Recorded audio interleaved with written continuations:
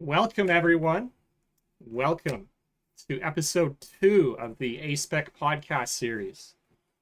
We are going to be chatting about aromanticism today, and I'm really excited to be joined by Wild Sage and Caberhook. Um, I guess I'll start by introducing myself. I'm Tai Iwai, part-time content creator here on Twitch as well as on YouTube. I do a lot of Pokemon content, do some other Nintendo content, and the occasional round of Roller Coaster Tycoon and Halo here on Twitch. And then we've recently started this really exciting podcast series. We're exploring the lived experiences of folks in the aromantic and asexual communities. And we had a really awesome first episode talking about asexuality last week. And this week, I'm really excited to be talking about aromanticism, something that, has a lot of misconceptions and, a lot of, is not really well understood by the broad community, I would say. So I'd love to introduce, let's start with Wild Sage. You want to introduce yourself? Hello. Yeah, hi. I'm Sage. I use they, them pronouns. I don't really use Twitch very much, to be honest, but I have joined for some of the A Link to the Past online Yes, streams with Ty. Um, Hopefully, we'll be getting back to those soon absolutely. after a bit of a needed break. Yeah, Um, yeah, I am gray romantic. I am also asexual and agender, but we don't care about those today. It's all about the aro side of things. Um, absolutely.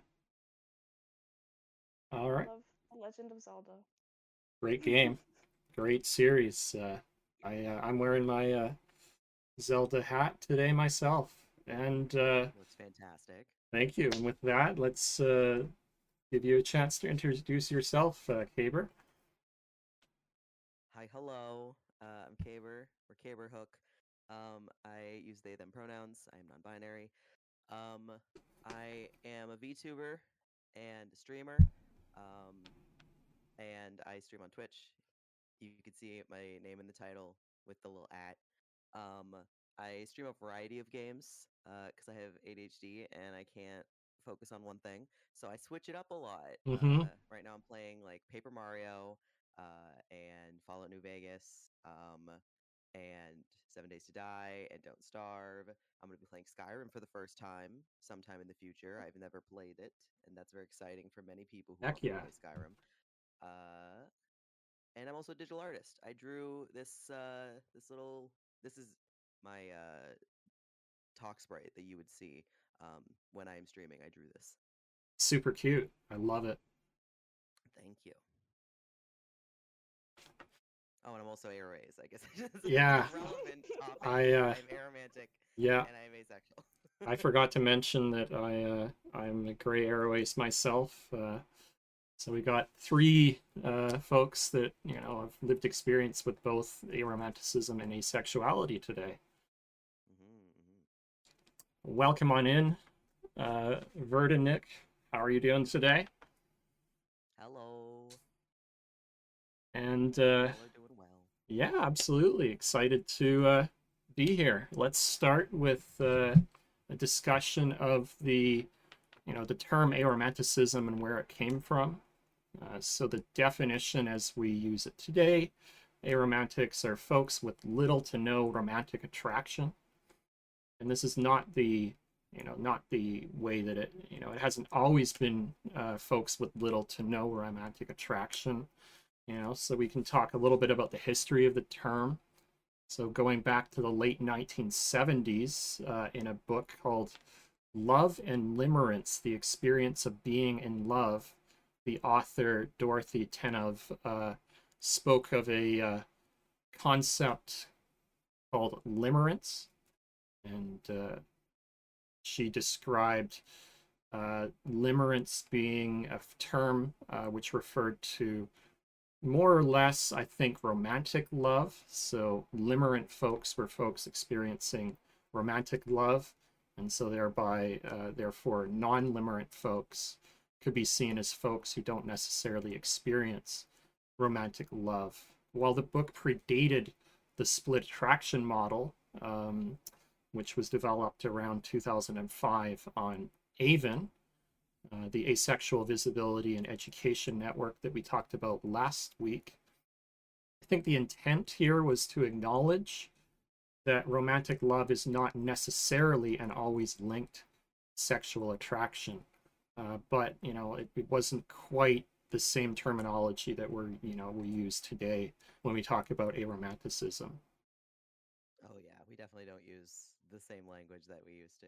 There was barely any language back then. No, I had a really tough time trying to actually find any, pre-2000s references to the term aromanticism. It was near impossible, and actually I think pretty much impossible to find it. Wow. Yeah, I'm not surprised about that. They're really like I think at most I was in my school's like GSA when I was a kid, and so they gave me a pretty at least a breakdown of what each of the words in the acronym for LGBTQ plus Hmm. is. Um, but even then, like I barely knew what being asexual was. I just other than a Absolutely. cursory, oh, they don't have sex. Yep. Yeah. I think I remember hearing about asexual in GSA, and like there were like at the GSA conferences there were like specific like sessions about it, but aromantic was either not acknowledged or it was assumed to be lumped into that. Yep. So yeah. Absolutely. And this brings me kind of to the next kind of point here. And so I think the very first time that I was able to find the word aromantic to be mentioned on the interwebs was a post from the Haven for the Human Amoeba, which was the predecessor to the Avon Forum. And in 2002, somebody makes reference to the fact that they were averse to romantic relationships and mused that a term aromantic might be a good descriptor for their experience. And I think that's the very first time that I'm aware of the term aromantic was ever mentioned on the internet. Well, that's not a very long time ago when we think about it, 2002. Yeah. Yeah, that's not very long at all compared to I kind of try to use I don't times and dates and all that doesn't really stick in my brain all too well. So often when I try to think of like the history of the progress of say like any kind of queer thing, I'll Google like when was the flag made? Mm-hmm. And Same.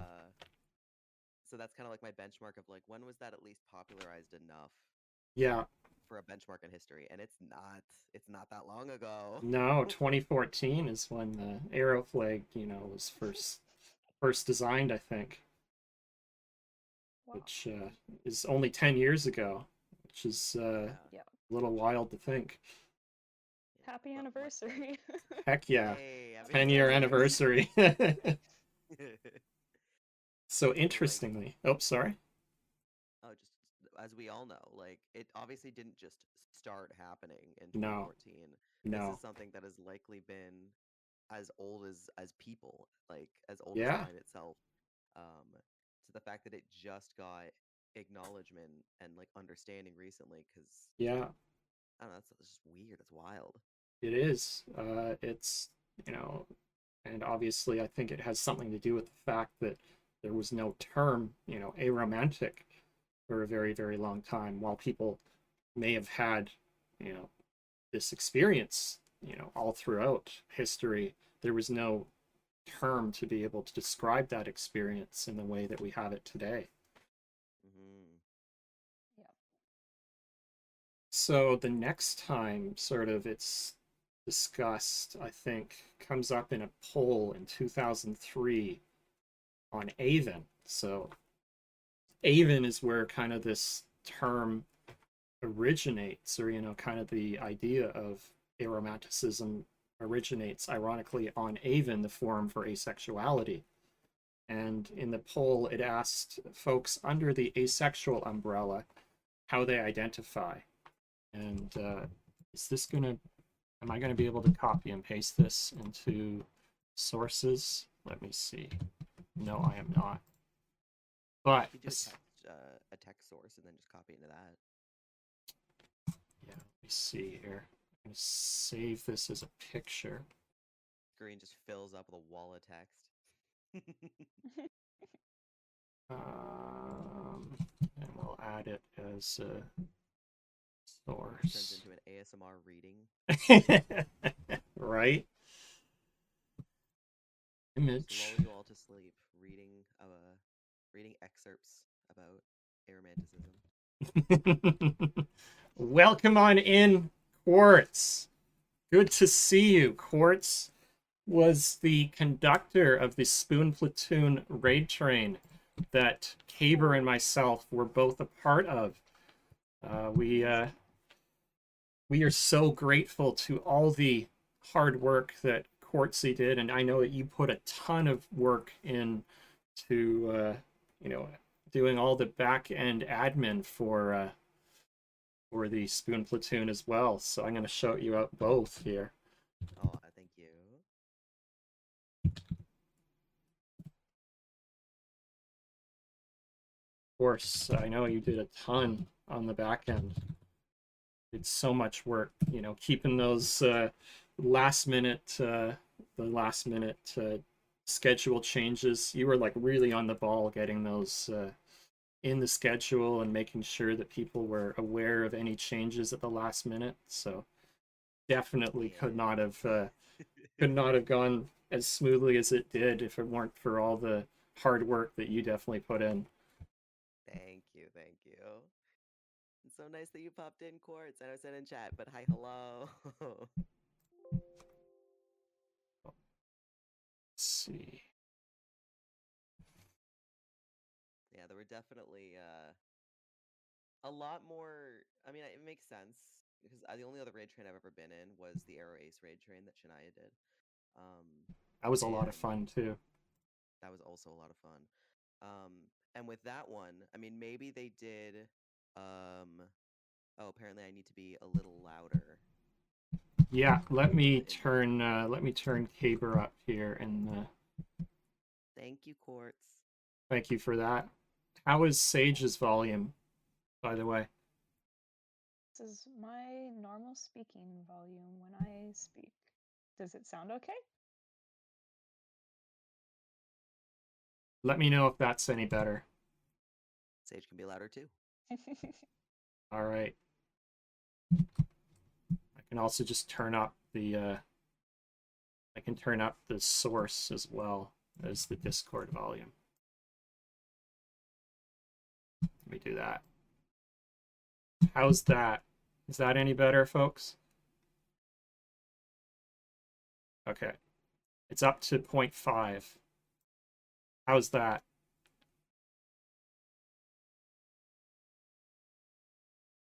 Did I lose you? Oh, the No, you're still here. Perfect. Still here. Sorry. Perfect. Is that better, Quartz? Perfect. I'm glad that's better. Hell yeah. Excellent. I guess I should ask, is there swearing on your channel? Yeah, we swear for sure. Hell yeah. Important to know.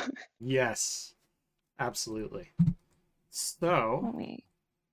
I think I've put. Can folks see this poll I've put up at the top of the screen there? Yes. Yeah. I So like this, the asexual one. yes, this is what I was going to get to. So in 2003, Avon asked about folks' orientation under the asexual umbrella, asking, do folks identify as straight asexual, gay asexual, bi asexual, asexual, or other? And so I'm 99.9% sure that asexual is referring to the Aero Ace experience. Oh. Yeah, that makes sense to They me. didn't even equate it to being aromantic. It was just like No, super asexual. I'm double exactly. asexual. Absolutely. And then somebody in the comments section said, hey, wait a minute. Wouldn't something like aromantic be a better descriptor for this? You know, aromantic Mhm. asexual or aroace? Yeah. Then just double asexual. Yeah, I love that. It's asexual, Asexual asexual. minus asexual perhaps equals nothing. Accurate. Absence, the void. Absolutely. Of course. Thank you so much, Quartzy. Have a good lurk. Have a So, nice lurk. absolutely. So that's 2003. Mm-hmm. And then apparently this thread, you know, goes on for a number of years. And in 2006, there's a post that makes reference to somebody who mentioned they identify as an aromantic asexual, saying that this is, you know, probably what asexual meant in the poll. Mm-hmm. And this is around the same time that we start seeing the split attraction model on Avon. And so the split attraction model around that time uh, only distinguished between romantic attraction and sexual attraction. The other, you know, forms of attraction were not included in it at the time. But you know, I think it starts to make sense that after the split attraction model comes out on Avon, we now start to Mm-hmm. see, you know, aromantic asexual being used, you know, on the Avon forum.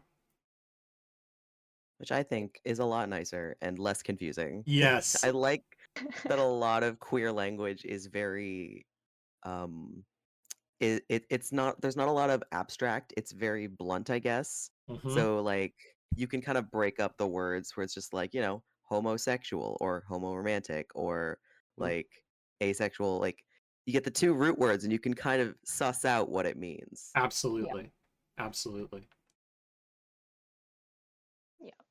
You got And even enough with like prefixes that if you understand them, then you're kind of good to go, no matter what mhm, comes after.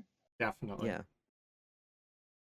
And you can like kind of mix and match, so like being agender or being like gray romantic, you can kind of through context clues figure out what that means loosely. Yeah, Yeah. absolutely. There is still a lot of misunderstanding around the term aromanticism, though, generally speaking, Mm.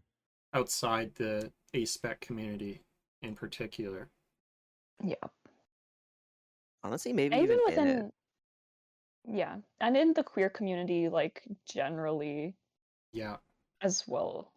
yeah. Yeah. So, yeah, outside the Aspec community, I think meaning, you know, the broader queer community and, of course, broader society. Yeah. Mm-hmm.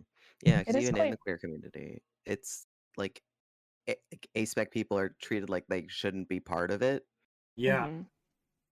yeah. Unfortunately, there is a lot of there's there's a lot of spaces where Aspec folks aren't welcomed, or they're welcomed but not really accepted to the same degree. It can be problematic. Yeah. Especially when people, talking about who like belongs within the queer community using the term like cishet as a Mm-hmm. way of like those are the people who are excluded. That obviously people can be aromantic and cishet. People can be asexual and cishet. People can Mm-hmm. be intersex and cishet. Like Mm-hmm. Mm-hmm, mm-hmm. it is not the it is not quite getting the whole group that it needs to get. Exactly. Yeah, it's still excluding people that are marginalized Mhm. and deserve to be part of the queer community because they are still systemically harmed. Yeah. Exactly. Absolutely. Or like people who measure the legitimacy of whether or not you deserve to be part of the community by how oppressed you are. Um, and so a lot of, and it's not like not just asexual people that get that, but like I think it also like bisexual people get that, where it's Mm-hmm. like, oh, you can hide your queerness, so therefore you're not as bad as we are. You don't deserve to be part of the community because you can hide it, Yeah, or you're not gonna get beat or bullied for not having sex. You're not part of the queer community, like the oppression Olympics a little bit. But yeah. what about all the erasure that Aspec folks experience as around that? Is that not Hmm. oppression in itself? Exactly. And we can't base this community off of who's oppressed and who's not, because the Yeah, goal is for no one to be oppressed. exactly, exactly. Yeah, plus, like, even if you're era or ace, you can still be in a relationship, you can still have sex, or Yeah. you can engage in what would be a visibly queer platonic relationship. Mm-hmm. So even if you're not doing things the way that other people would do it, you could still be hurt or attacked or oppressed, or like for some people, their relationship with their family hinges on them having kids and Mm-hmm. procreating or getting married. And so they can still be disowned or like hurt by their family Yeah, because they're not following what they're expected to do. Yeah, exactly. absolutely. Exactly. So this has been something, I've talked about, in groups that I've run in the past. And, it's a constant sort of source of frustration for so many folks in the ASPEC community.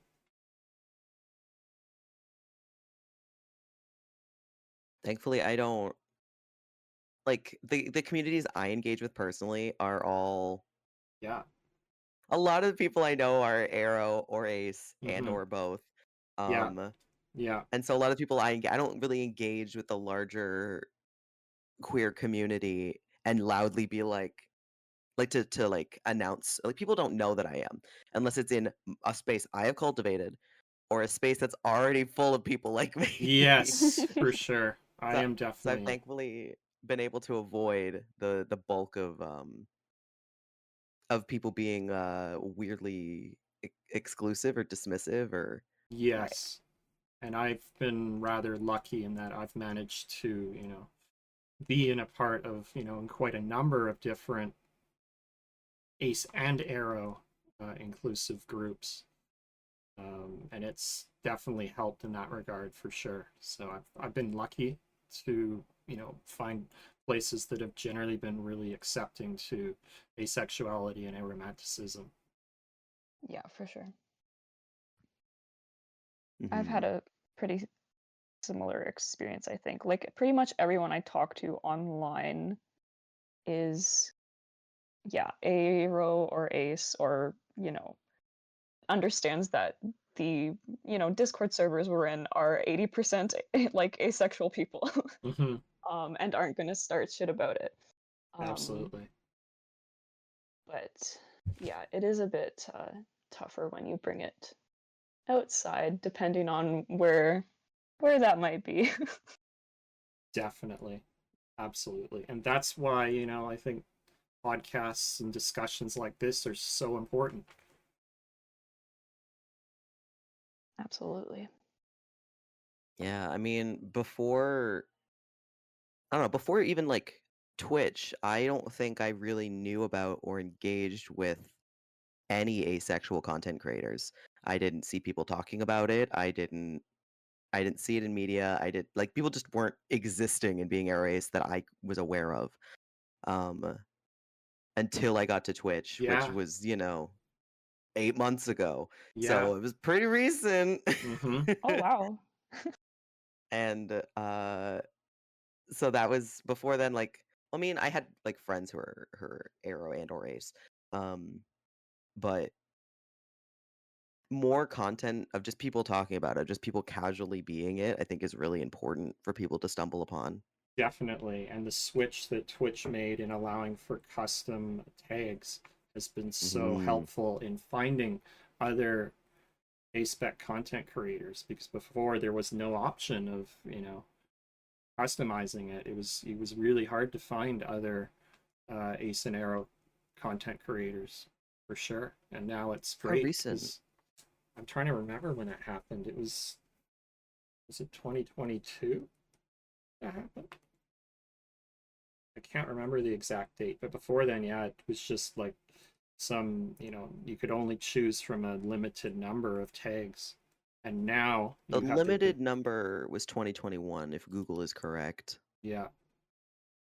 And then was it 2022 that they switched to custom? Maybe. Can't remember the exact date. Either way, pretty recent. Yeah. But now I can, search up, Arrow or Arrow Ace or Asexual and, find other Aspec content creators, and it's been really awesome. And then obviously the biggest one for me was, being part of the Ace and Arrow raid train in June. And I've met so many wonderful, awesome content creators that I've, now developed, connections with going forward. And it's been amazing. Like over 100 Mhm. creators, Definitely. which going from like That's not awesome. seeing anybody to there being like a wealth of choice of community Yeah. to build is huge. And I'm like, I didn't know any of these content creators existed for the most part prior to the Ace and Arrow raid train. So it was amazing.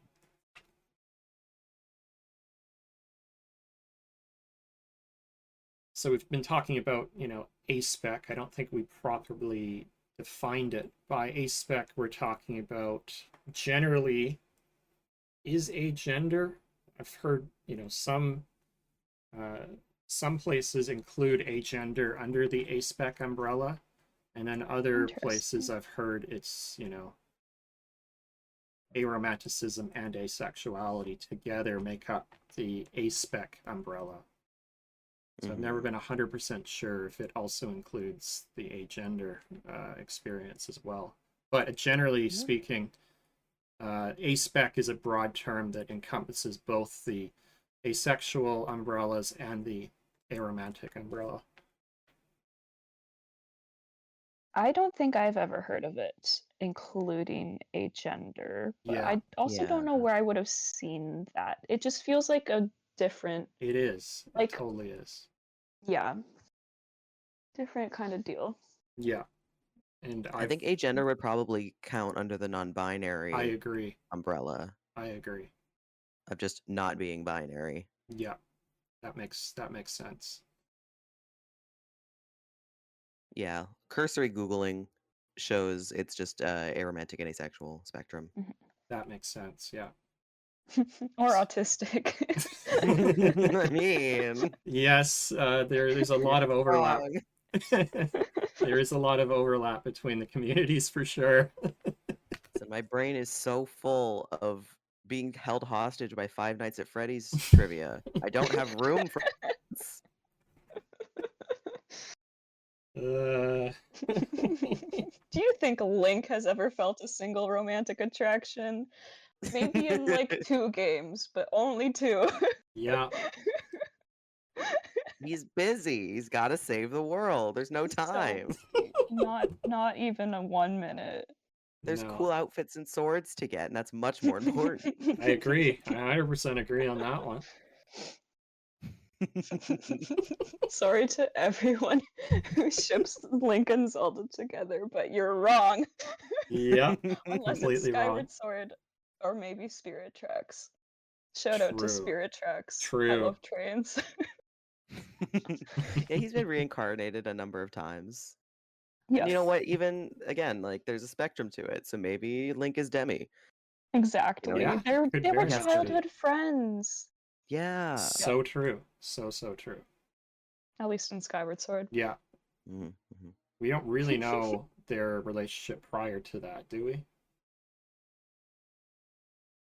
Prior to Skyward Sword? Uh, within Skyward Sword, do you mean? No, like prior to the Skyward Sword game, do we have any Oh, It instances? depends. Because some of them I think are like he's just a kid in the Kokiri forest Mhm. and he just gets tasked with saving her and Yeah, meets that's her. sort of how I remember it too. But sometimes he's her knight. Yeah.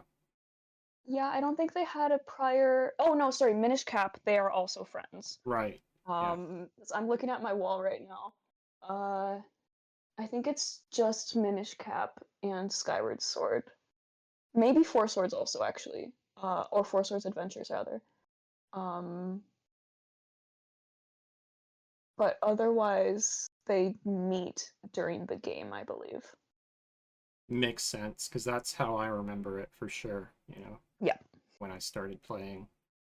When I started playing the Zelda series. Mm-hmm. So switching back towards aromanticism. What do you mean? We were talking about You were. aromanticism. Link is aromantic. Absolutely. It was a good segue to go back to, you know, this idea that the term originates on AVEN, which is the Asexual Visibility and Education Network.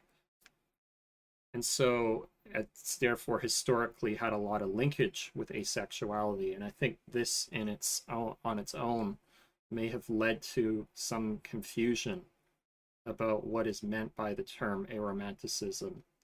Because if I talk to people, especially outside the queer community, they're the same. Aromanticism, asexuality, a lot of people see them as the same thing, and they're not. They're different, but I think it's led to a lot of confusion.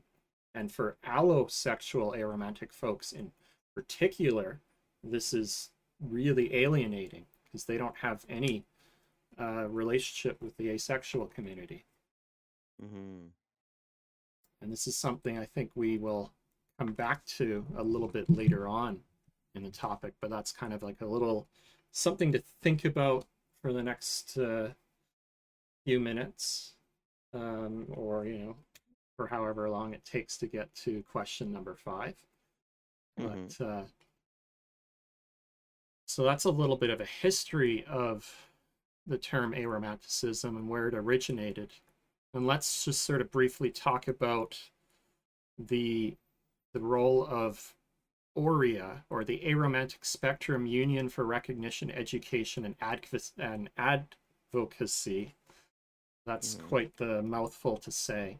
And so AUREA is like the aromantic equivalent of AVEN. It's the organization that's kind of been created to advocate for the interests and, you know, spread awareness about aromanticism. But it's a fairly new organization. So AVEN goes back all the way to 2002, whereas AUREA was only founded in 2019 as a volunteer-run online-based organization. And it doesn't even have not-for-profit status yet. And I think that's somewhat impacted their visibility, because I certainly myself wasn't even aware they existed until 2022.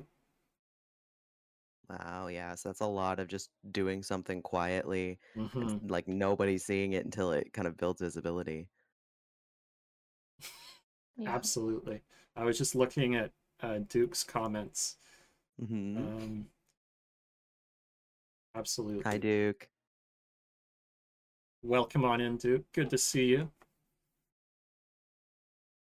I don't think I knew about AUREA until 2022 either, and I think that was from like specifically seeking something out. Mm-hmm. Uh, just like before we started stream, I went to uh like Firefox and typed in AUREA, Mm-hmm. and it did not even come up on the first page. So ironic. Admittedly, it was in DuckDuckGo. However, so maybe Yeah. Google would be different, but it Yes. didn't. No, It no, was with like, Google, I tried Googling it as well. It No. showed like a business organization Mm-hmm. before it mhm, showed the aromantic. I had Yeah. to scroll a bit to find it. yeah, Exactly. And so it's not even the top thing that comes up. And so that's, I think, hurt its visibility, of course. Now, if you're wanting to visit the website, I think you just go to aromanticism.org, and that's the link for AUREA. Mm-hmm. yeah, which is the same as AVEN, right? Asexuality .org, stuff, yeah. Yeah, obviously. Yeah. that makes sense. So AUREA has developed a number of, I guess, not necessarily well, you know, visible educational resources around aromanticism, and has maintained somewhat of a list of in-person aromantic and aro-inclusive groups around the world, but I can definitely say that it hasn't been updated in a bit, and it certainly doesn't include many of the ones that I'm currently in. Right. However, they are AUREA is currently fundraising to become a not-for-profit status, and hopefully, fingers crossed, that will help with its visibility and give them, more resources to actually become more visible and do more outreach work. Yeah, that would open up a lot of doors for them because they could apply to like any kind of organization that's trying to do stuff for Pride. They can be like, we're a not-for-profit, you can partner with us. Or Exactly. they can get on registries of queer not-for-profits. Exactly. It would make them so much more visible. And so there's been a fundraiser, I think, is it GoFundMe that I saw it? But good news is they just, in the last couple days, hit their goal of $3,500, which is what they were hoping to raise. So that's exciting news. So hopefully, going forward, that will give them more visibility and allow them to, hire, a board and, hire folks on a non, volunteer basis and allow them to do more. Which it's definitely necessary. Which and is partnering definitely... for Pride would be great too, because Pride definitely in general needs more visibility for aromantic totally and does. asexual, but especially aromantic identity stuff. Yeah. And that's why I always wear my AroAce or Aromantic flags at Pride. Yes. And it's often... Oh, go ahead. Cool. Oh, I was just gonna say, any Pride that I've been to, I've never seen like an Aro Ace booth. I've never seen like any kind of Aro and or Ace rep. However, some buddies of mine went to Pride last month, or not? No, this month. It's still July. And they reached out to me and was basically just there was an Aro Ace booth at the Pride that they went to. Heck yes. And they had a raffle, I think, for giving away some books. And they had to, in order to join the raffle, you had to write down like who is an Aro Ace icon or someone that you like someone with someone with you've been diagnosed with Aro Ace, someone who is Aro Ace, and just like write their name for the raffle, which I think is really cool. That is super cool. I'm so glad to see that. And I would say that at the big Pride event around here, the Toronto Pride, I've noticed an uptick in the last couple of years in the number of Aro and Ace flags, and Aromantic flags in particular, in the crowd. And that is so amazing to see. I think I even remember seeing a couple of Aro Ace flags too, which really surprised me. I'm like, heck yes. That's exciting. Wonderful. It's the local Pride events around here. I am definitely the only person I know of that's wearing an Aro Ace flag for the most part. And it's often a conversation starter and that's why I do it. People will come up to me and say, that flag is really neat. What does it mean? And I'm like, well, let me explain. And it's a great conversation starter. And you get to pull out the slideshow. Exactly. Hopefully I can just a flip book. Yeah, hopefully I can now just direct them to the VOD and say, if you want to learn more about Aromanticism, visit Taiwai's Twitch channel. Yeah, just have your business cards ready to go.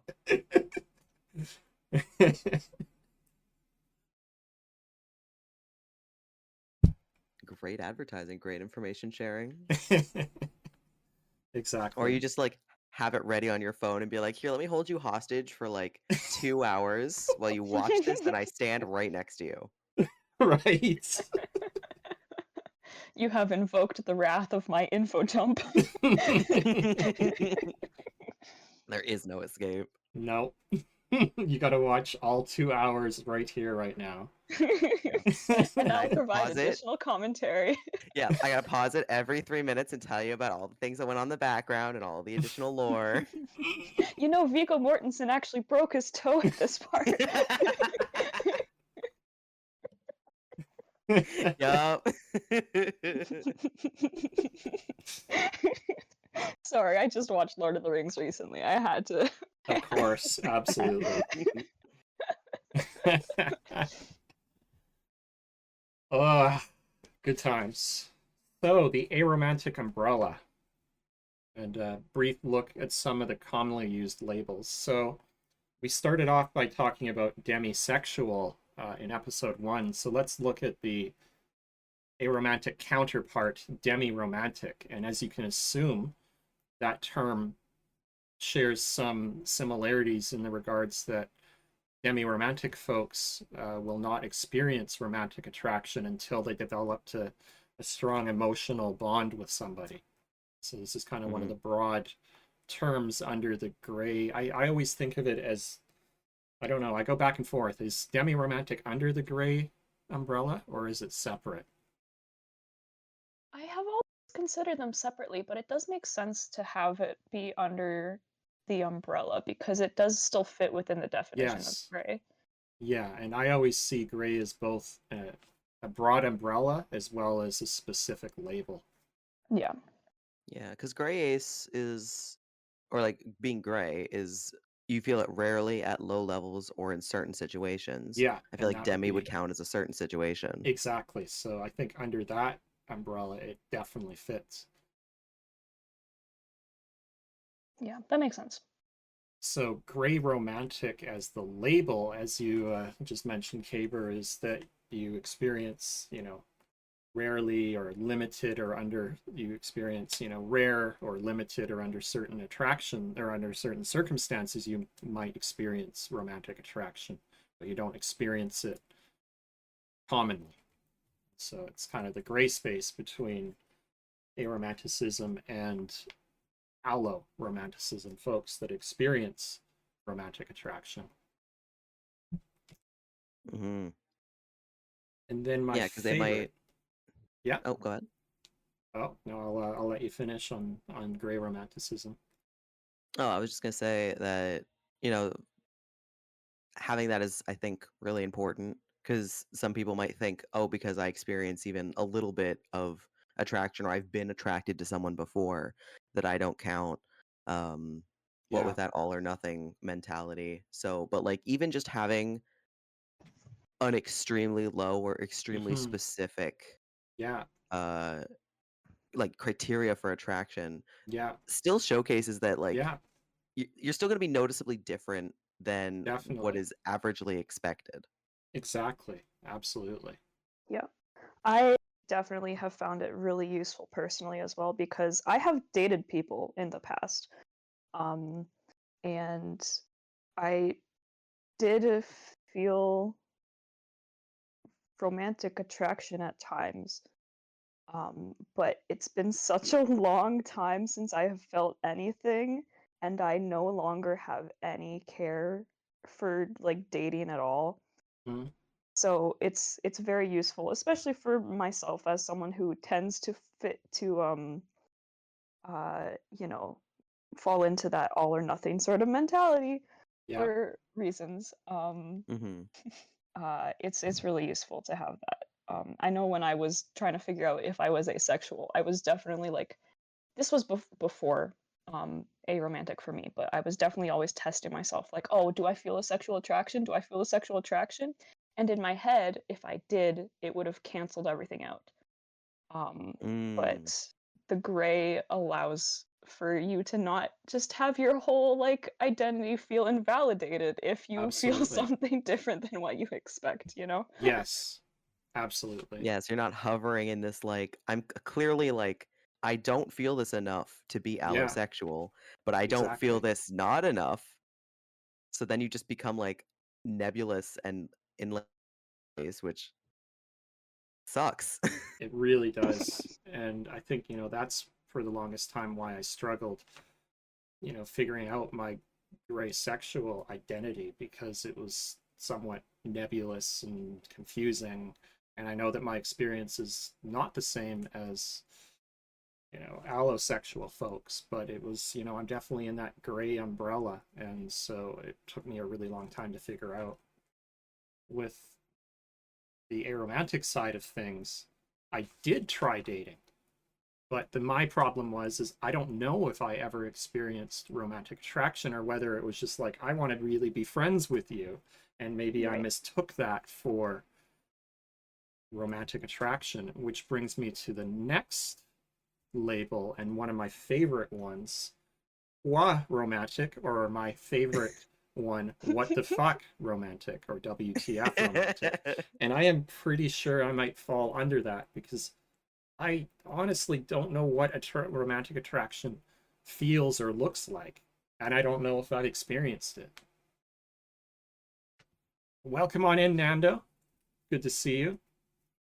Hello.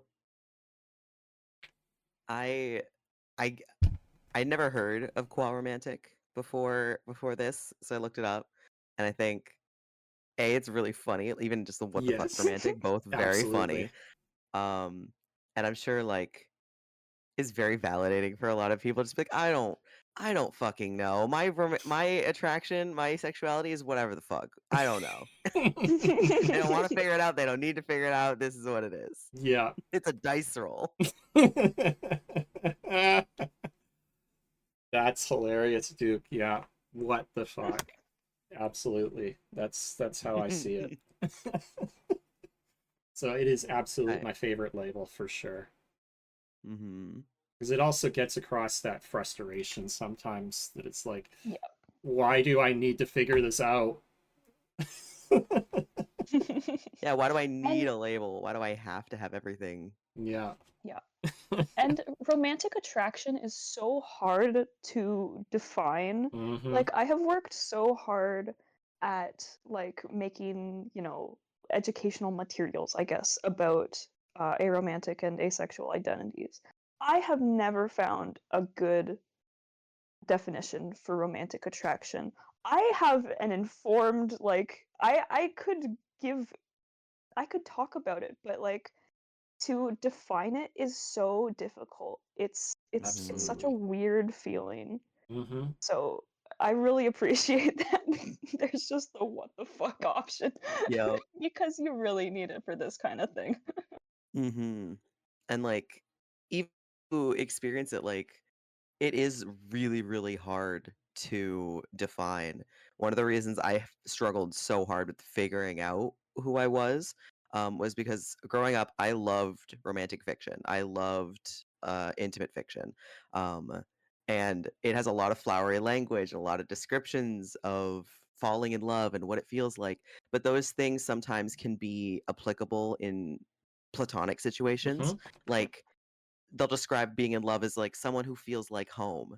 Um, but you could get that with friends, Mm-hmm. or someone you think about all the time. Mm-hmm. I think about my friends very often, or someone who you think about when they're not there, or you smile when you think about them. Like very vague stuff that's like, I just think about that with my friends. I just love my Yeah. friends a lot. Yeah. Yeah.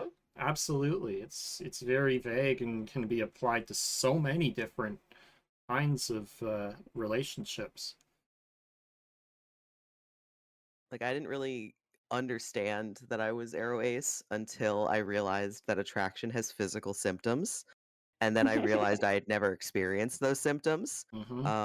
I know I'm describing them as symptoms. Other people might not, but there are physical things that happen to your body when you're attracted to someone that I have not had that kind of tipped me off, as well as a few other things that I was aro ace. Yeah. I think symptoms is the right word for it, honestly. Yeah. I've gotten an affliction. It's attraction. I need a doctor. It needs to go away. Uh, so believe it or not, Duke, there's actually a analogous term for asexuality, quasexual or what the fuck sexual. So that term also applies under the ace umbrella. So asexuals, you can have that too. Exactly. So a lot of these It's terms free real appear estate. in both It's free real estate. asexuality and aromanticism, and they've kind of been, you take the first few letters and you put romantic behind it or in front of it, and then that's the equivalent term under aromanticism. Yep. Yummy Nice row. buddies that way. Yeah, exactly. Yeah, and there's lots of other terms under the umbrella too Oh that yeah, can be really helpful, and lots of them under like the sort of gray as well. Like the absolutely. opposite of demi-romantic, which I have just Gray forgotten. romantic. Yeah, Yep. Um, where but like maybe you'll feel it at first, but then you get to know a person, and you're like, oh, never mind. yeah. Oh, so they only like the initial first meeting someone and Hmm. they're attracted to that, and then And then it it Right. kind it of peters off. drains? Yeah, Yeah. Oh, There are that's so cool. many of these micro labels. Like if you go on the wiki, there's you'll be there forever. oh yeah. I've It's spent pretty cool many to learn time about them. spent many a times on the LGBTQIA plus wiki, looking up all the different micro labels they have on there, and just reading about the experiences that they describe. And at times, I'm like, I have no idea which one of these fits me, and that's why I just at some point said to heck with it, somewhere under the gray umbrella for sexuality, and let's call it a day. It is super real and valid to just like not want every single like hyper specific word to line up to you, because a lot of things in life are not binary. They are not perfectly definable. A lot of things are very abstract and amorphous. Exactly, and that brings us to our next question. It's a good segue. Microlabels. When are they useful? When are they not? And do you personally find them useful? So by microlabels, we're talking about, very specific terms like qua romantic is technically a microlabel. Mm-hmm. The ones that don't generally have like an umbrella under them, but they Exactly. kind of hit the end of the end of the road in terms of how specific can you get describing this without just being an individual person. Yeah. Yeah. Yeah. I think micro labels are important. I think for some people it is the only time that I don't know, it's very healing, and I think to know that there's a word that describes you to be seen, especially when you have kind of drifted in the dark for so long.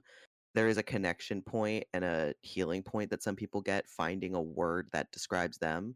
It's very similar to like some people may not, but like the kind of pursuit when, let's say, you have a chronic illness that hasn't been diagnosed, and when you finally get that diagnosis, it's validating, it is grounding, it it just kind of makes it more real. Yeah. But I do think that even within the community, people are too insistent that you have to have one, or they will push one onto you.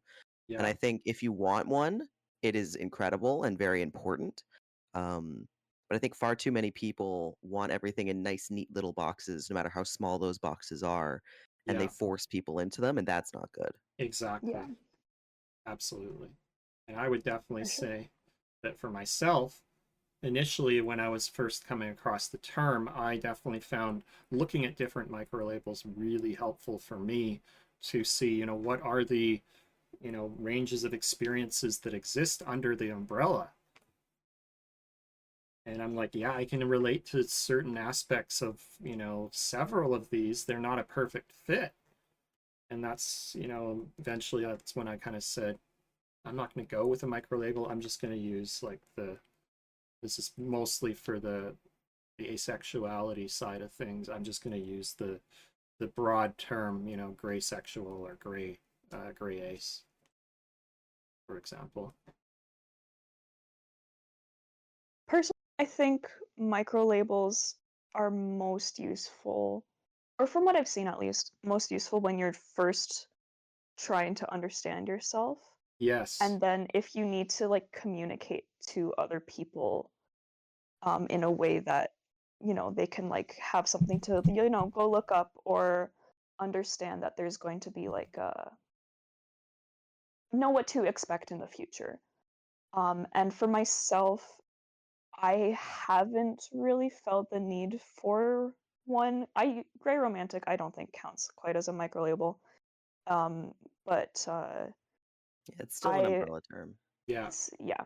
Um, I don't want to date, and that's kind of it. So Yeah. it doesn't really matter to me what, a little micro label might fall within that, Yeah. because I don't need to communicate any specifics to anyone. Exactly. You know, like I don't need a term to say, oh yeah, well, okay, actually there is a term that I can think of, but anyways, like I can just tell people, yeah, I really appreciate it when I see uh, guys singing on stage, and I don't need a micro label to like explain that. I can just say hmm it. But Definitely. also, like, there's such a difference between looking at someone and being attracted to them when like they're in an environment or they're fictional, and whether or not you would act on that. Hmm. Yeah, and I think that was the term. I think it's ficto.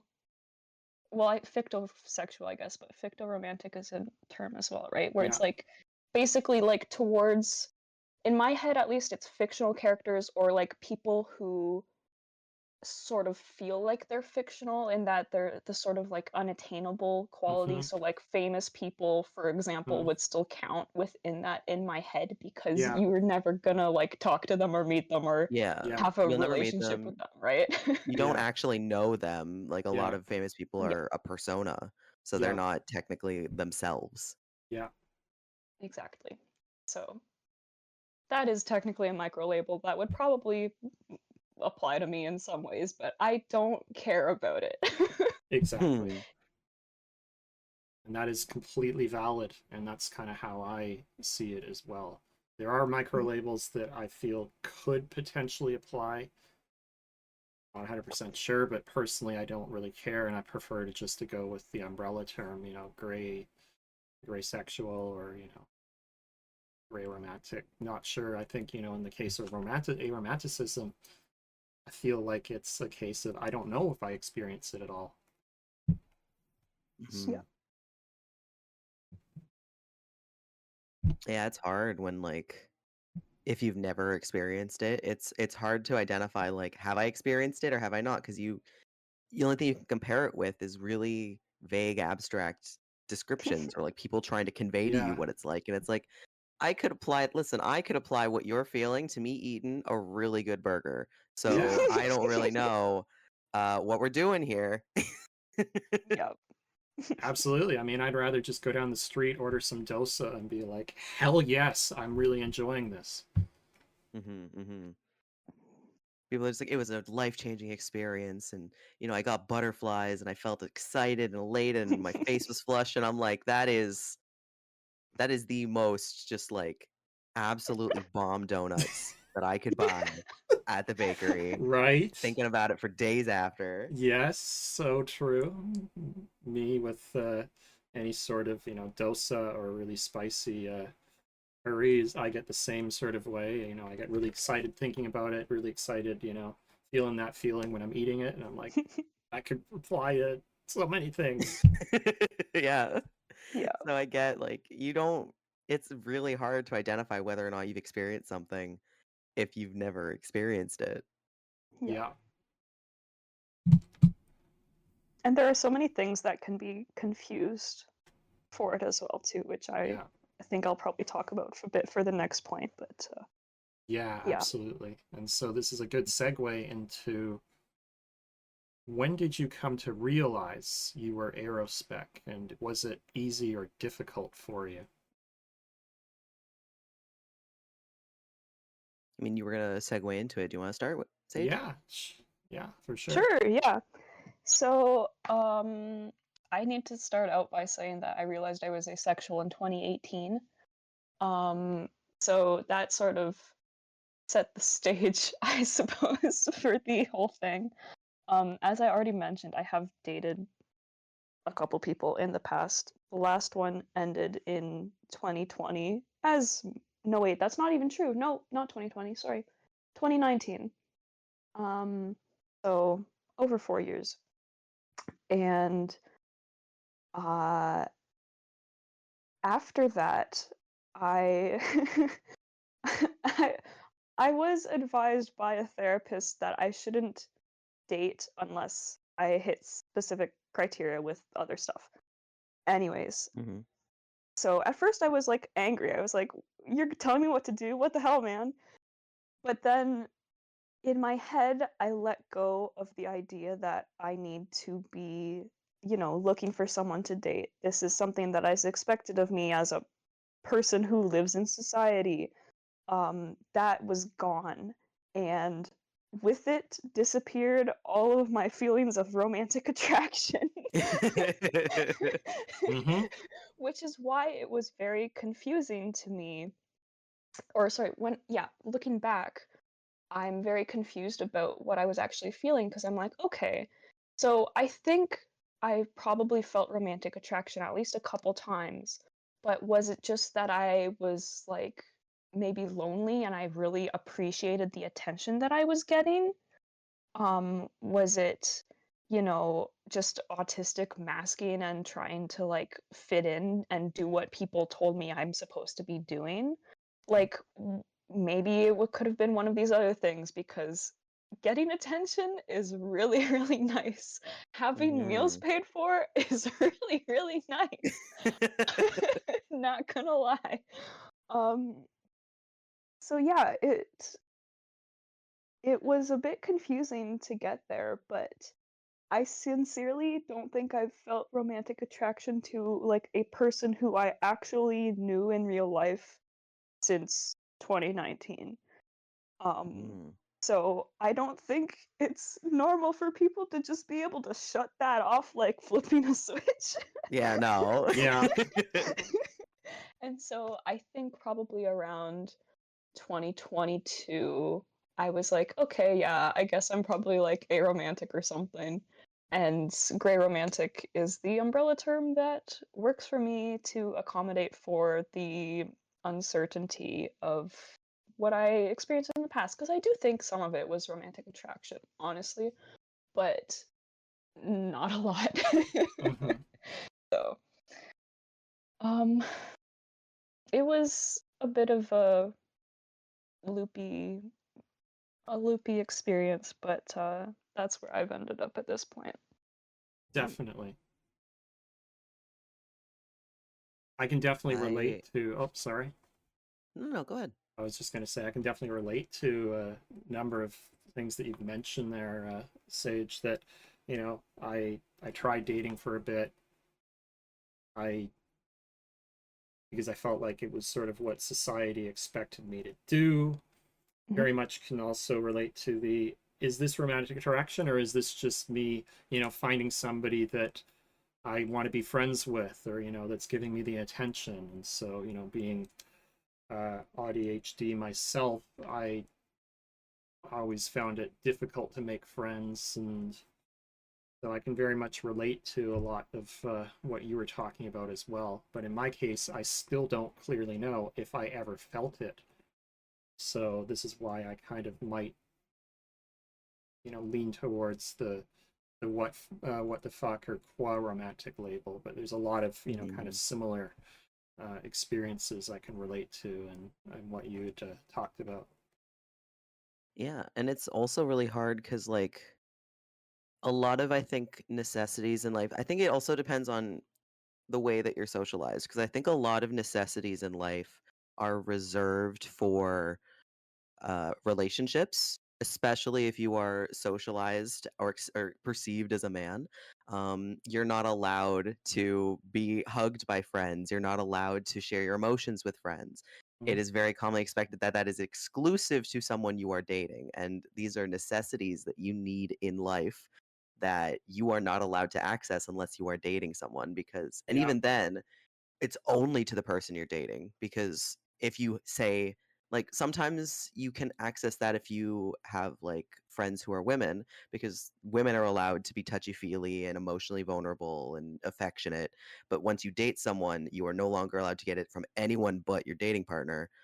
um, so it's both you have these necessities in life that are locked behind a relationship, um, and also um, certain things like if you want to be special to someone, if you want to be someone that people will pick first, that is often reserved for a relationship. No matter how long you've been a friend with someone, it is very expected that they will pick their partner first.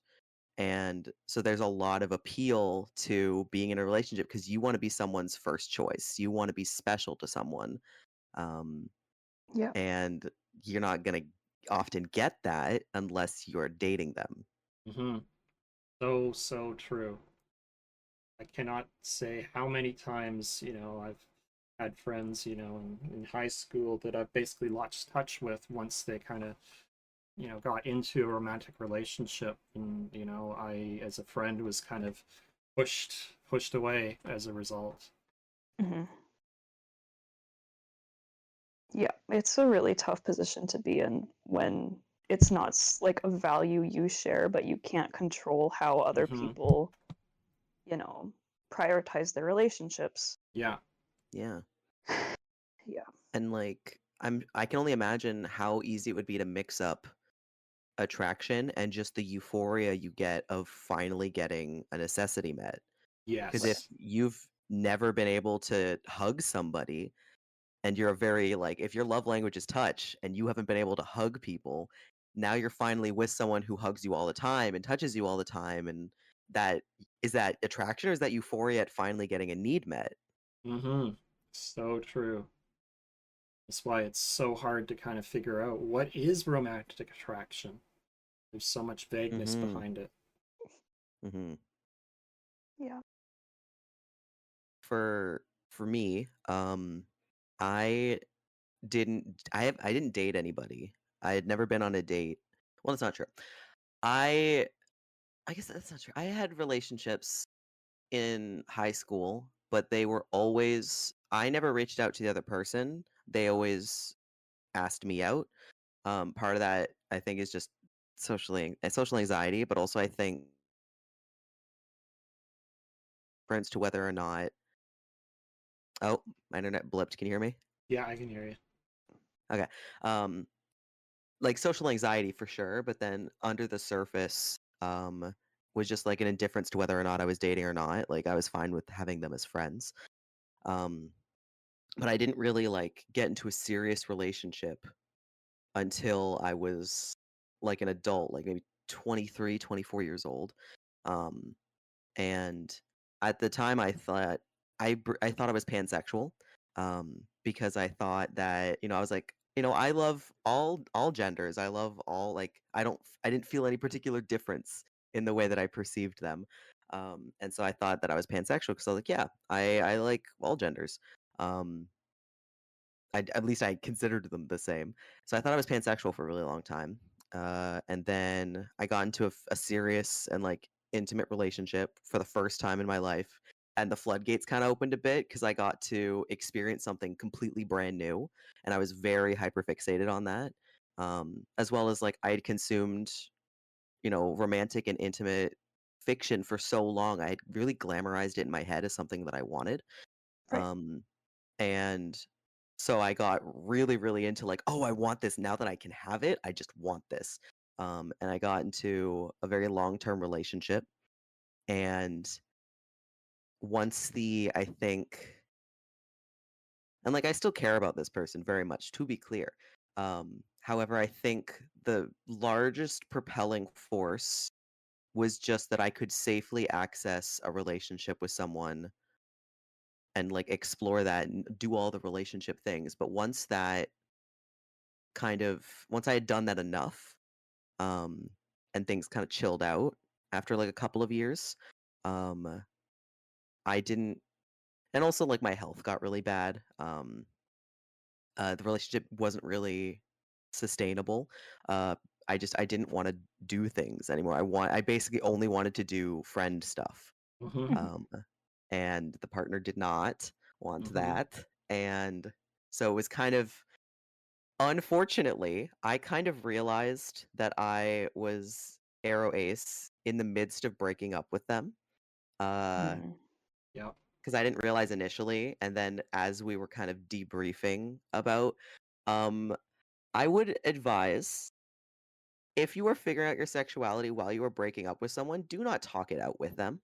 Don't process that out loud to them, because sometimes you rip their heart out unintentionally, also thanks autism, by wondering aloud.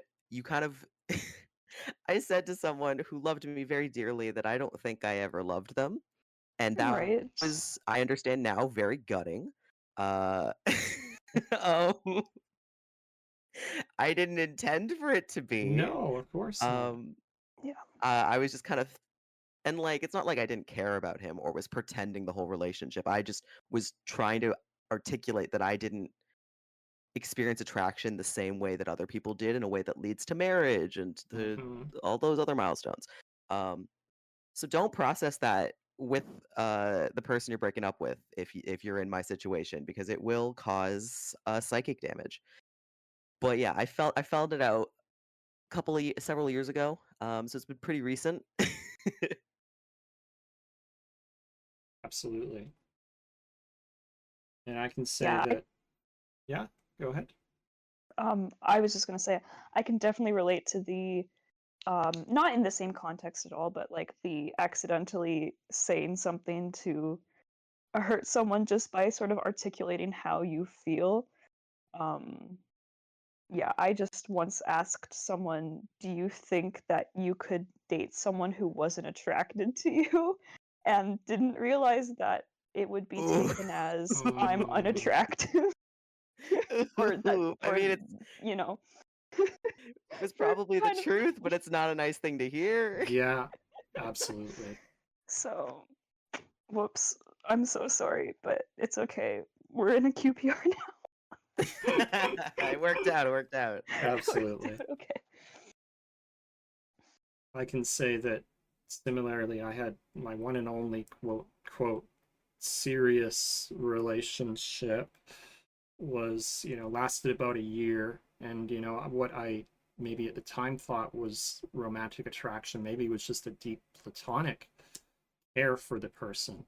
And when, Mm, they started talking about marriage, I was like, no, this is not what I want. This is not ever something I really wanted, but maybe in my head expecting, with society expecting me to be married, I thought, maybe it is. And, I came to realize, no, this is not me.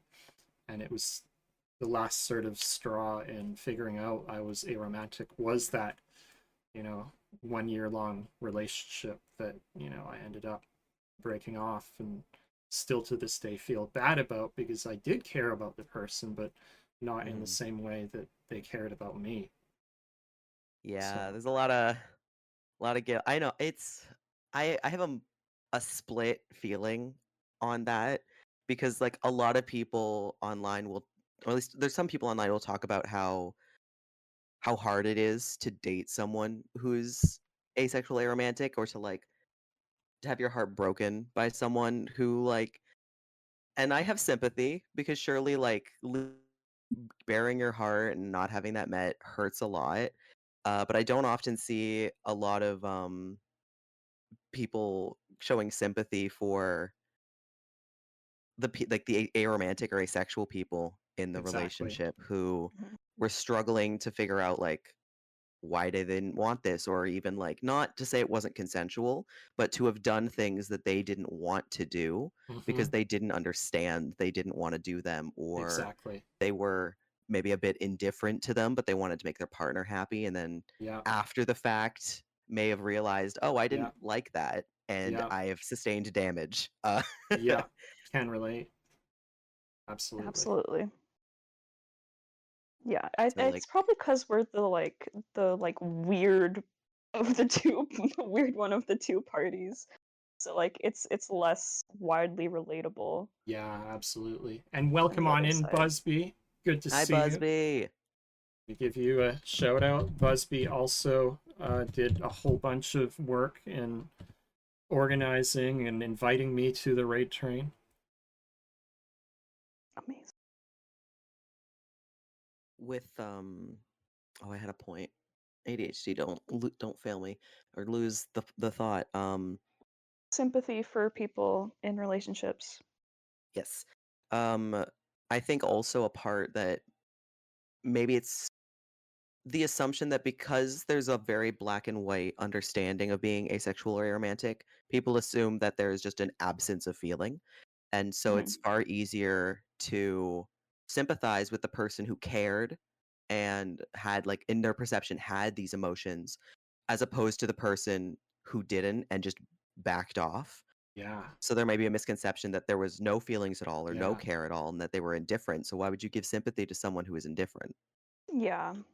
Yeah, especially if since like representation of like romantic and sexual relationships seems to be so like a metanormativity, I guess is what I mean to be saying. yes, Like the absolutely. idea that like romantic and sexual relationships are like so heavily prioritized, Mhm. so then anything else is seen as less. So even if you had like very strong like emotional or like platonic like care and affection for this person, that's seen as less because Mm-hmm. of the way society is, you know.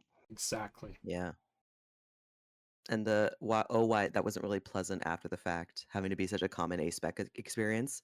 I mean, I wonder if it's an Aspec experience or if it is an autism experience, because there's a lot of autistic people who are Mm-hmm. Aro and or Ace, Mm-hmm. and that delayed emotion is very common in autism, or the not having any kind of idea what you're feeling, like a lack of Yeah. understanding, like bodily output, is a very common autistic thing. So I wonder if it's Yes. Oh, yeah. why you gotta at me? I Sorry. see you. I think there's a lot of autism in this call right here. Mhm, mhm. We are an autistic company. Yeah. We know. Exactly.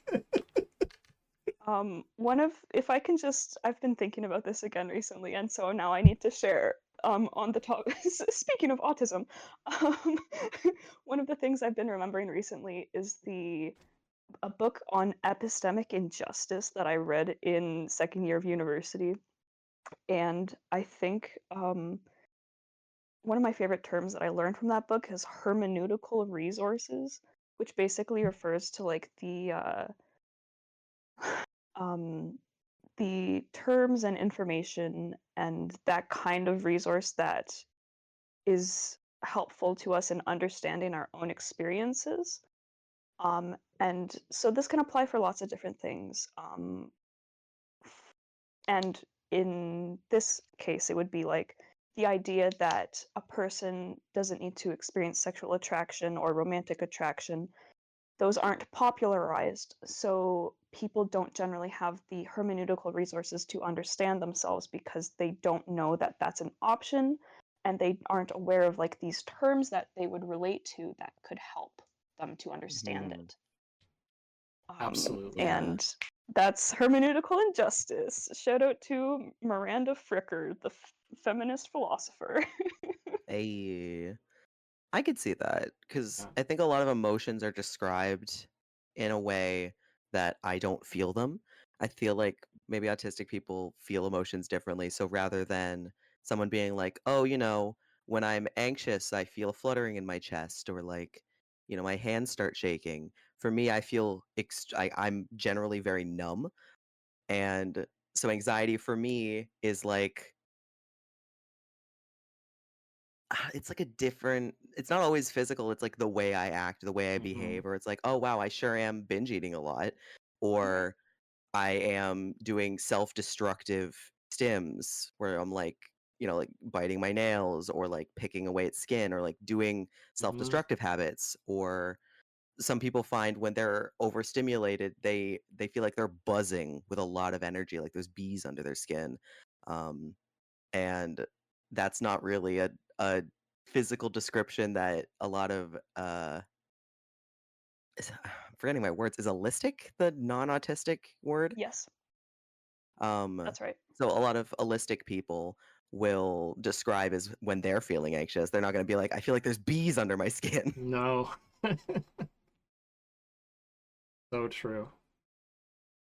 And I would also say that, when I've dealt with certain emotions, when for example, my grandfather passed away, I just felt numb and didn't really Mhm. know what to experience, and I got angry at myself. I was like, I'm not crying. Why am I not crying? Everybody else is. And so I can very much relate to that.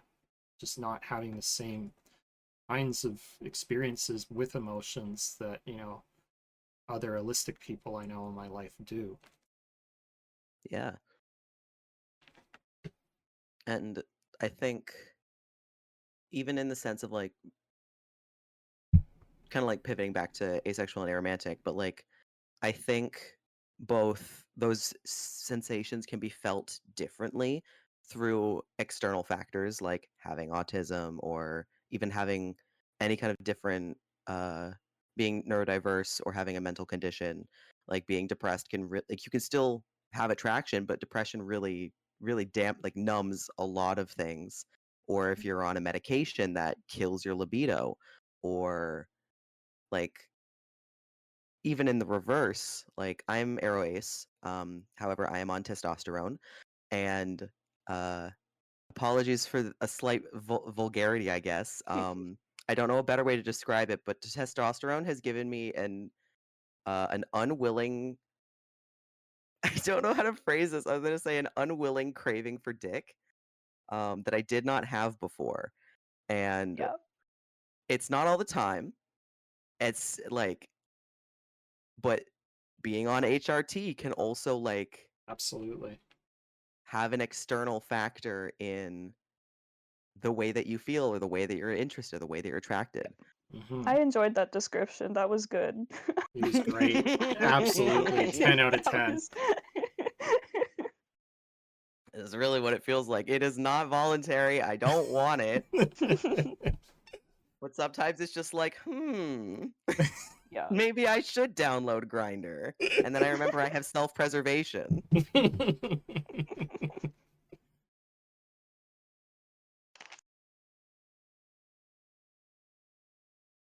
Busby brought up a good point. They said they've definitely heard a lot of trans people go, I might be ace, but I'm not sure yet until I go on HRT. Yeah. And even then it could fluctuate depending Yeah. on what you're going to get.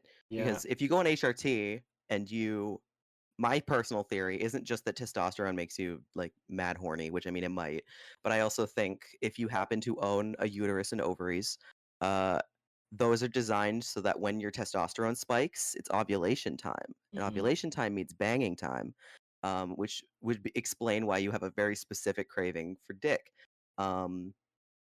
And if you were to go on HRT and you get those cravings, but then let's say you get a hysterectomy, that could go away. Mm. But then that's So, kind of going back to the libido versus attraction thing, because that's just mhm. what you're describing there is, I think, just libido. I think it makes Yeah. sense that they're sort of paired together though, because like one of the common, I guess, analogies for explaining sexual attraction versus sexual desire is like walking by a bakery and going, oh my gosh, that cake looks so good, I want to eat that cake, versus being like attraction versus desire just being like, oh, I'm hungry. Mhm. If you don't feel hungry, then you're not gonna have the craving. So if you don't have the libido, then it makes a bit more sense to me, at least, that the attraction is gonna be possibly lowered. It is a weird thing because they are like different, but they're definitely very interconnected in some ways. Yeah, absolutely. Yeah. I do resonate with that kind of analogy though of like, or at least to highlight the differences where like, for example, you can still eat even when you're not hungry. And you can feel hungry but not crave anything in particular. Mm-hmm. Yeah. And you can have very specific food cravings that are almost like a compulsion of like, I need to eat this food. Mm-hmm. And I think in some way that is translatable, I think, to the Aroace experience Yeah. where like being aromantic, you can want, say, aspects of a relationship. You want to kiss someone, you want to hold hands, you have Mm-hmm. cravings for intimacy. But it doesn't really matter who it's with, or like someone you trust, obviously, but like you don't feel a particular like attraction or draw to one person, or like it can be very intermittent and like come and go the same way that like food cravings can. Yeah, absolutely.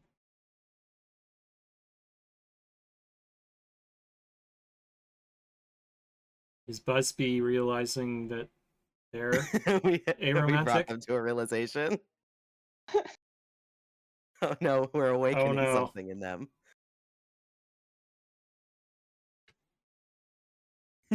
Let's give them time to process.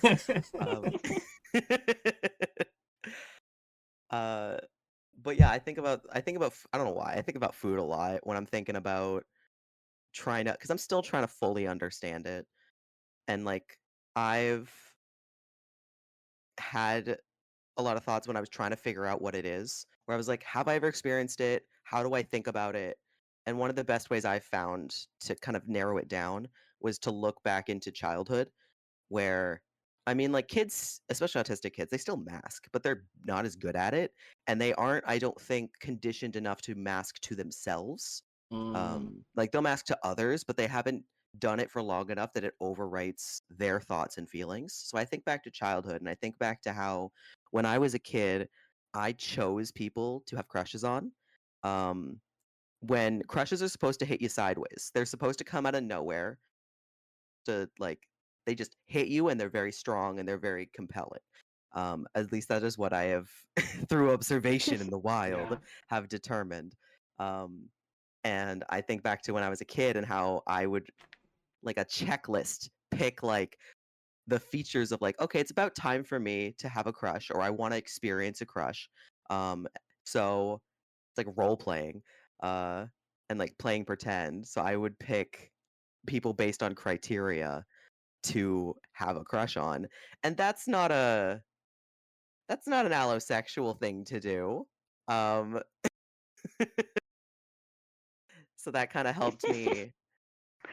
Like if you can't think back to a time in childhood where you were like slapped with attraction,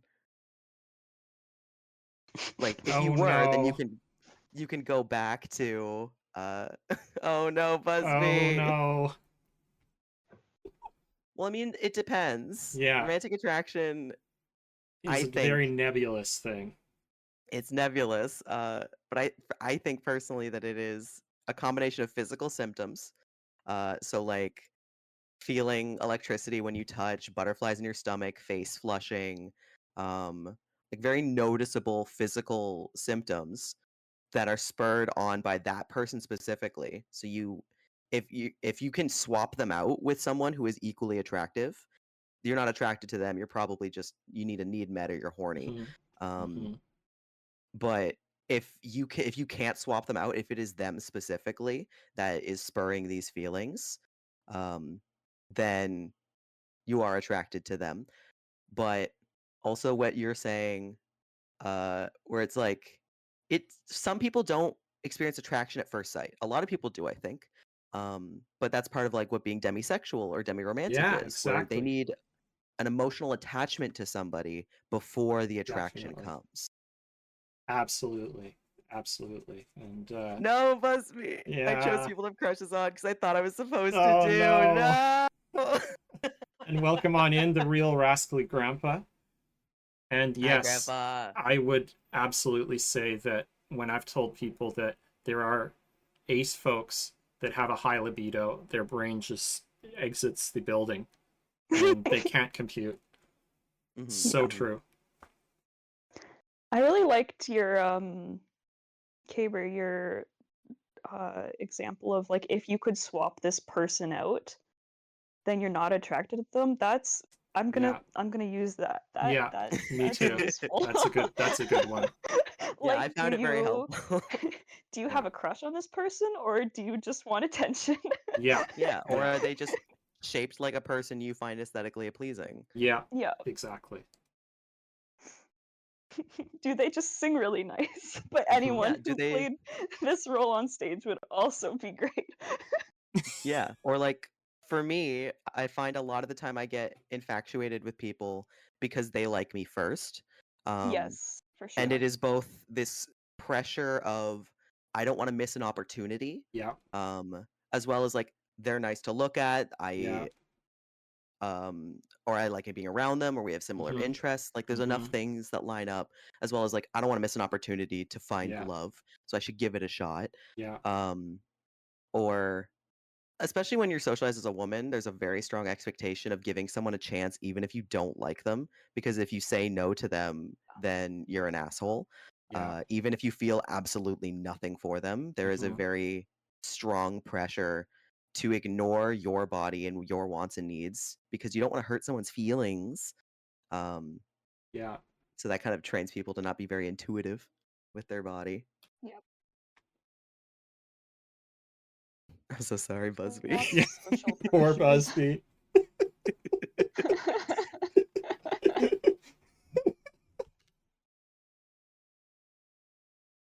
Trying to Mm, explain to yeah. someone that asexual person can have a high libido breaks brains. Yeah, because you can want sex without being attracted to somebody. Absolutely. Similarly to like how you can eat food without craving any food or being hungry. Mm-hmm. Or like I've struggled with that too, where especially with fucking testosterone, sometimes you don't want to have sex with someone, you just want to have sex, or you Mm-hmm. want a sensation, or you want like the endorphins after an Yeah. orgasm.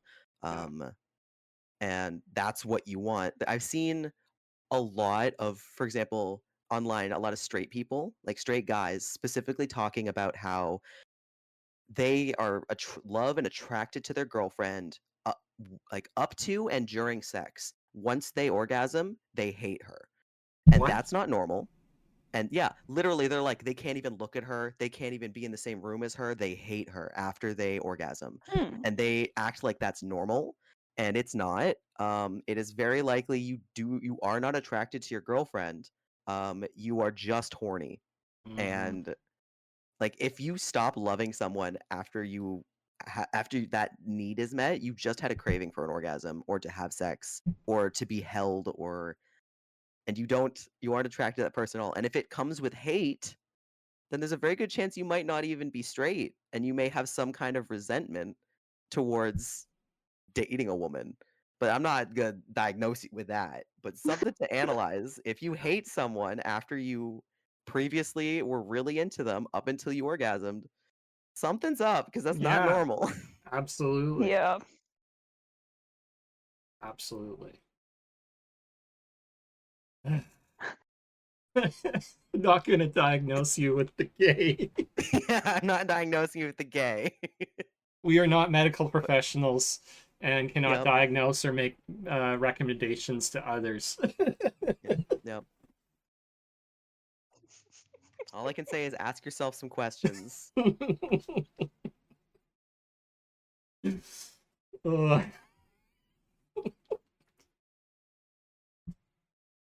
Ugh.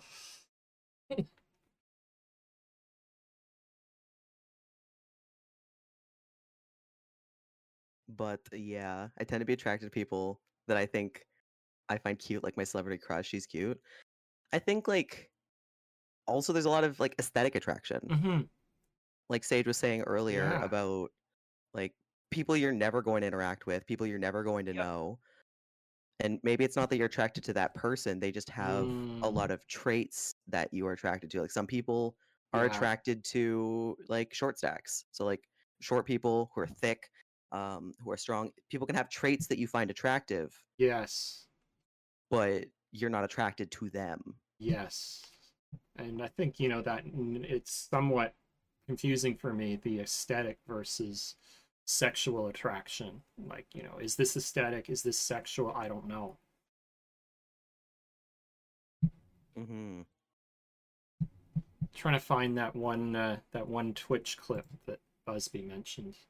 They clipped it for me. Chose to be straight. Yeah, I'm trying to find it. Here we I go. just okay. If we you found it. Okay. Just shout out to Namari from Dungeon Meshi because as soon as you said like short and strong, that is exactly who came into my head.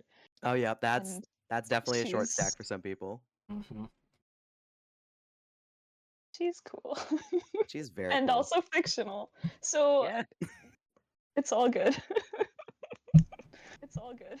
Yeah, because sometimes people are infatuated with something not because of attraction, but because they want that in their life, they have a need that isn't being satisfied, or they want an action to be done to them. So they may be attracted to like a like a tall, muscular man in a suit, and anyone who has those traits may evoke some kind of like tantalization to them, not Mm-hmm. because they're attracted, but maybe because they want to be domed, or they have Mm-hmm.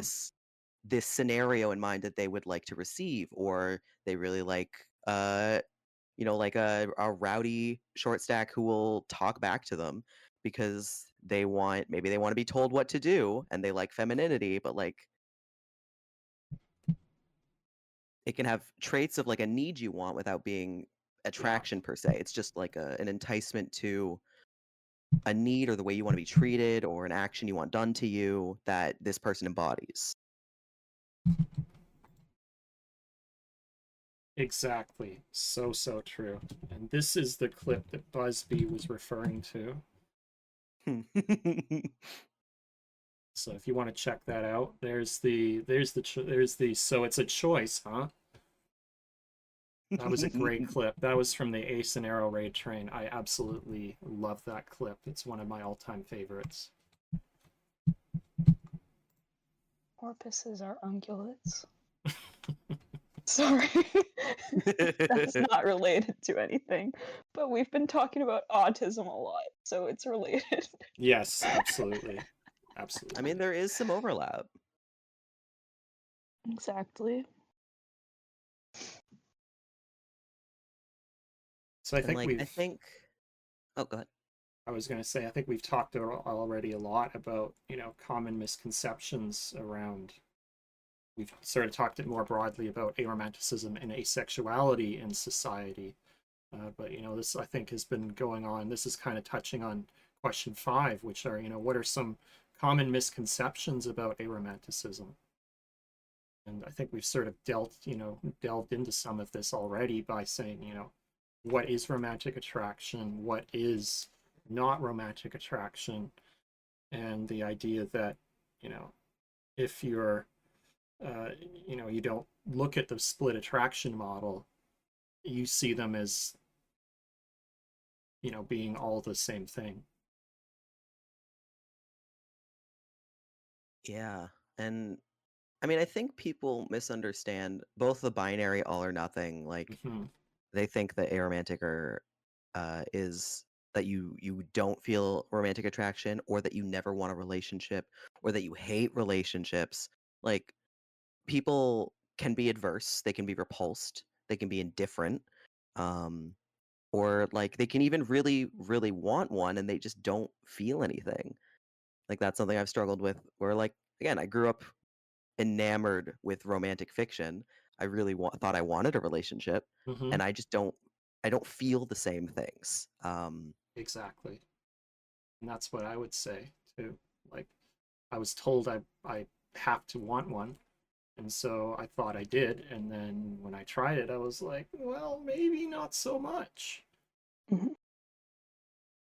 I think the misconception that you've sort of articulated there is generally like the identity doesn't define the person's behavior necessarily. Hmm. Like aromantic is about attraction. Mm, Asexual is about attraction. not It is action. not about action.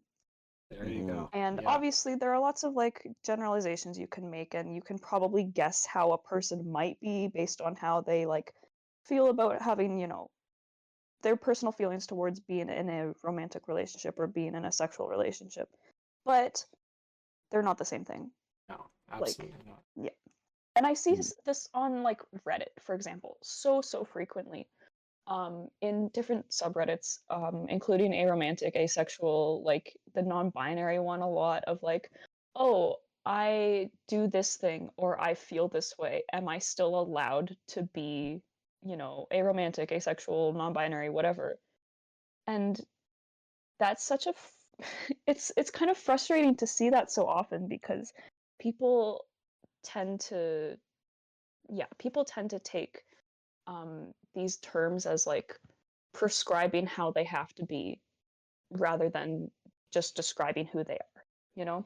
Exactly. Yeah. Like the definition of aromantic is that you feel little to no romantic attraction, and that's the only criterion you have to hit in order to be within the umbrella. That's it.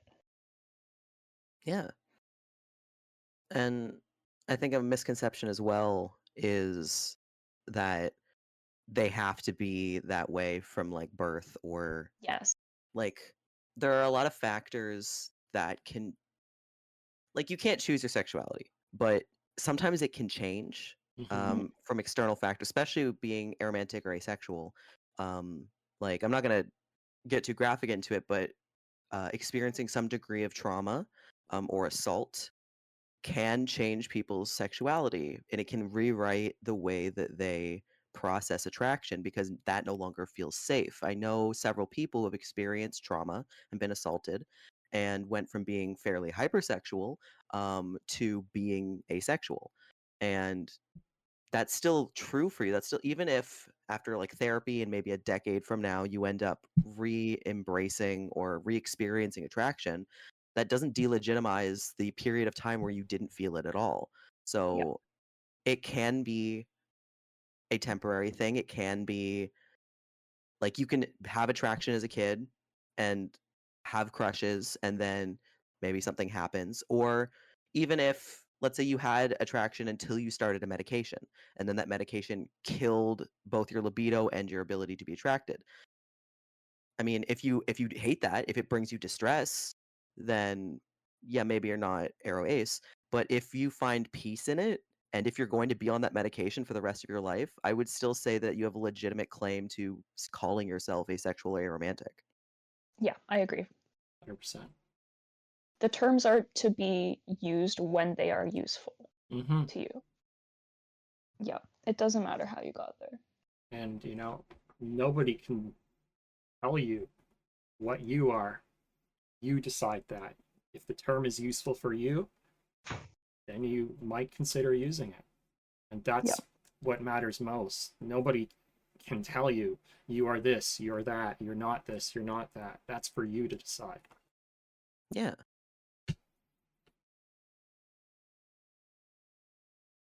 And I Gatekeeping think, is a yeah, huge problem. gatekeeping Oh yeah. is terrible. And it also, like, it's infighting, but it's also, I feel like, infighting for the benefit of the oppressors, Hmm. in which it's just stirring up, a very effective tool when you want to, say, demolish the opposition, is just get them to fight themselves, because then you don't have to do anything and they go away. And that's, I think, a lot of marginalized groups struggle with infighting, but especially the queer community. There's a lot of little micro fights, like the delegitimization of bisexual people and how they are considered not part of the queer community, or people trying to foist out trans people, or people trying to say that intersex people don't belong in the queer community. Um, and it's just like making all these rigid boxes and then making people fight in order to put people or fit people in them. It really just makes sure that the community isn't strong and united so that they are more easily oppressed. Yeah. Oh, so true. Oh, don't get me started on that one, Grandpa. I've heard that from a couple people. Oh god, yeah. Or someone being bisexual and like, "Oh, you're in a straight relationship. Oh, you're in a gay relationship." Or even if someone aro or ace were in a QPP, being like, "Oh, so you're fine now because you're in a relationship." You're cured. Oh, thank You're goodness. cured. Yeah. We will be I talking guess about that's QPPs, in more detail in a future topic, but definitely important to acknowledge that there's a huge difference between a QPP and a romantic relationship. yeah. Which, for anyone who doesn't know, I don't think we've explained it yet, No. is a queer platonic partnership. uh, which you can be a lot of different ways. Like it can look exactly the same as a romantic relationship, but considered differently by the participants. You know, they can even get married, they can live together, they can kiss, but maybe there's some aspects that they don't do, like they don't have sex, or it could literally just be like a very intimate friendship, Hmm. and that is all it is considered. And they can be life partners, but they don't do any of the romantic or sexual stuff. Or this could be like their partner, their person, and maybe they're poly and they seek out, because if you have like, let's say a hypersexual aromantic and a sex adverse, like asexual person, if I'm saying that right, they Yeah, might not line up in their needs, but they still want to be partnered and they still care about each other. yeah, So they may end up being poly and branch out to getting their needs from other people, but still have that united front together. totally. Absolutely. It's basically like, yeah, like a committed, like a more committed relationship where you talk about, like, you customize it basically for the people inside it, which honestly is how everything should kind of be. Hmm. But like that's pretty much it. It's just like a relationship that you decide to like prioritize in some way, and then you Exactly. do whatever you want within that. Yeah, there is no one way to have a QPP. So there is no one way to be a QPR. Um, Mm. and as Busby said, dedicated roomies with benefits of varying nature, that could very well be a Yeah, QPP for sure. absolutely. Absolutely. Benefits of varying I nature love is that. You have a beautiful. QPP polycule. One person has Netflix, the other one has Disney Plus. The other person, y'all sharing passwords, the ultimate intimacy. Absolutely. Screenshot that. I'm gonna send this to my person. That's Absolutely. so funny. Oh, a varying benefits of varying nature. That's so good. That's Oh, great. that's good. Yeah. And I've met people who have like are like dating and also have QPRs who they don't live with, but like go on a nice big camping trip together in the summer. Like that sounds, it falls within relationship anarchy, and there are lots of ways in which like polyamory kind of concepts can come into play as with that as well. Like it doesn't have to. The point is that you do what feels right for yourselves, and Mhm. I really appreciate that. Is there such thing as a SPP, a straight platonic relationship? So yes, because queer platonic obviously has the word queer in it, but it's just a type of relationship. I have heard quasi platonic Yeah. as the alternative for people who don't want to use the queer platonic. So then it still has the same like QPP or QPR, Yeah. but the quasi fills in for queer. Yeah. And what the queer is referring to here is that you're queering the relationship, or the relationship itself is not what you'd expect it to be. It's not that it's a relationship between queer people. Yeah, because queer doesn't just mean like homosexual or No. gay. I mean, at its root, it means weird or strange or different, Yeah. and has been reclaimed by the people who have it has been used against. Yeah. But all it means is that you are a deviation from the norm. Yeah. Yep. So technically, I mean, not to foist that label on anybody who doesn't want it, No. but like asexual people would be, as part of like the LGBTQ, they could be considered queer, or Mhm. aromantic people could be considered queer, or intersex people, even if they're, cis het, um, they could still be considered queer if they have some kind of deviation from the Yeah. norm in terms of like sexuality or sex. Definitely.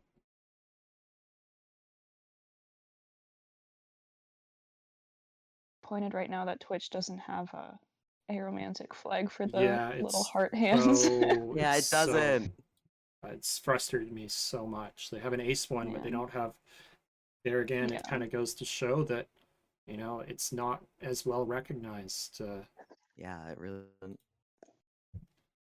This For the Aero raid train, I had a Aromantic and I had an Aero Ace flag heart, but I ran out of yes. emote slots. So I kept Ah, this one's obviously more for yeah. me, but I do have it in my roster of just sitting there as my little arrow flag of this. I'm so glad to see that. And So Duke cute. has shared one from Dreamer Arcadia's channel as well, which is Yeah, it's Arrow so Ace. cute. Aw, That's super love the cute. little frog. Yeah, that was from a free Pride set that I think had a variety of Oh flags. yeah, I remember that. It may also have an Aromantic one because there was a bunch of Pride flags in that Yeah, set. that makes sense. I don't know if Absolutely. it was free. Maybe they paid for it, but I saw it getting posted in the Ares Yeah, like resources.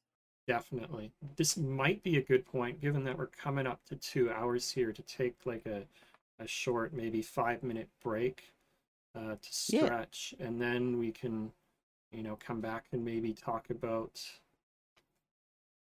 memes, or continue the conversation a bit. I got a Yeah, bit sure. more to talk about in terms of Yep, misconceptions if we want to keep up with absolutely. that Yeah, so we afterwards as can. well. Yep.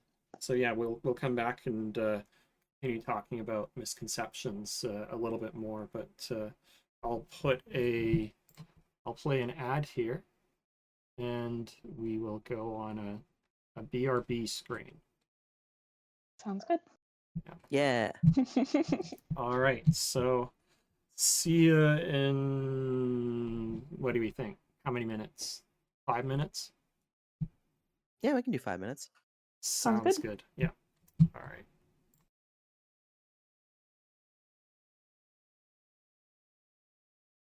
All right, and welcome back, folks. We're going to talk a little bit more about some of the common misconceptions with aromanticism. I think you had a couple of additional things you wanted to talk about, Sage. Yeah. We sort of touched on it, but we haven't quite acknowledged it outright yet. Yeah. But the idea that it can be cured is Oh, yeah. definitely a big one, Oh, or just that it's like a problem in general that like needs to be fixed within a yeah, person, you know? Yeah. Um, that's obviously for asexuality is similar, but it's definitely a big one. definitely. Yeah, I think it's pretty common that people will think there's something wrong with you, or that you're going to be lonely or miserable, or that, you know, you need to heal whatever's broken in you so that you can find love, because that's the only way to achieve happiness in Oh, life. don't get me started on that Yep. one. My mom has told me that so many times. You just haven't found the right person yet, or I'm worried about you being lonely. I'm like, look, mom, I am pretty sure I don't experience this, and no, I have perfectly awesome groups of friends and social networks that, for me, work way more than attempting to find a romantic relationship and not feeling happy. So Yep. Yeah. Yep. And like, tragic as it is, even if you have a relationship, you could still be lonely. Like, your absolutely. partner could cheat on you, they could Yeah, leave you, or they could die before you do. exactly. And like, there's still going to be times where you might be alone, that like you're going to have to rely on friends or Yeah. like Yeah, living family, like even if whether they die young or whether they die old, like friends are really having a network and having like don't just trying to articulate this correctly, but like having don't put all of your emotional needs and support on one person, and and that having it branched out into a network is far more reliable. exactly. And unfortunately, the amatonormativity, it's a big term we'll explore in further depth in a future podcast series, is the assumption that everybody wants to be in a coupled, partnered romantic relationship, and that the romantic relationship needs to fulfill all your needs, and that Yeah. is not true at all. Hmm. And it's very pressured, not just socially, but societally. I found right now, I'm in Canada, and we're going through a bit of a housing crisis right now, at least Oof. in the province I'm in, Mm-hmm. and it's almost impossible to afford an apartment for a studio, like a studio or a Mm-hmm. bachelor, any single resident domicile is unaffordable. It is I've seen some people have the audacity to charge $2,000 a month for a studio, which Mm-hmm. what we're being paid is not affordable. However, you get into the either like one bedroom or two bedroom situation. Suddenly, once you have a split income, it's still not like super affordable, but it's more affordable if you have another person, which is like another pressure of coupling up so that you can afford shelter. Exactly. The singles tax, as they commonly call it, are disadvantaged if you're single. Therefore, you have to be in a relationship. That's totally Hmm. wrong. And insurance as well, being Yeah, able to be on someone else's insurance if you get married, but not otherwise. yeah. Tax benefits as well. Being able Yeah. to distribute your income, and you can't do that unless you're married and in a coupled romantic relationship. Hmm. So, Or I feel like maybe I'm being silly goofy about this, but I feel like some insurance places will give you a lower rate if you're married. wouldn't be surprised about that. Because I guess in their minds, they consider you less of a risk if you have someone looking out for you or having a partner or having, I guess, something to lose because you're in a marriage. I don't know. But I feel like there are benefits. There's a lot of benefits for being coupled, and there is not a lot of support or benefits for being on your own. Yeah. Absolutely none at all. Absolutely. Busby Yeah. said they know a lot of people, especially disabled folks, who are stuck in toxic or abusive relationships purely because the cost of living is beyond unaffordable. And that is absolutely Yeah. horrifying and horrid. Yeah, very true. Yeah, I know someone in that kind of situation where just they cannot afford to live on their own, so yeah, they have to live with someone who's taking advantage of them. that's beyond disgusting. Yeah. And there are some pretty bullshit rules about like what you're allowed to have in order to like be on disability benefits, for example. Like I don't remember if this might just be in the US, I can't remember, but only being allowed to have like $2,000 or $3,000 in your account at any given time, which is incredibly stupid when you consider medical expenses, especially. Yeah, and then Um, how do you afford like, to live in a shelter at that? yeah, it's Yeah. Plus, yeah, like pretty awful. with that, it fosters like there's already, I think, a mentality, a misconception that people on disability are abusing the system. But like Hmm. when you don't allow people on disability to raise money for like responsible resources like saving for a car or saving for a house or saving just so that they don't, for a wheelchair or when you give them that kind of short limit, it really promotes just short-term spending because Yeah, they can't afford, and then they're like, oh, they're living in squalor, they don't have any nice things, or they're blowing their money on fast food, they're not spending it on good stuff. And it's like anything good, anything that they might need is to they'll get their disability cut off if they save that much. yeah. So it really does force them to spend that money so that it's never, being able to be accumulated. It's a really terrible system. Yeah. Yeah. And I wonder, now that we're like talking about it, like how many people maybe are asexual or aromantic that either like feel pressured to or have to be in a relationship because they need someone to take care of them Mm, and they can't be alone and they haven't really had it explored or like shown as an allowance that they could have, let's say, like their friends take care of them or a QPP. So they hmm. just decide, oh well, I have certain needs, and the only person who's ever going to take care of me is someone that I am with romantically or sexually, so I have to be in a relationship. Yeah.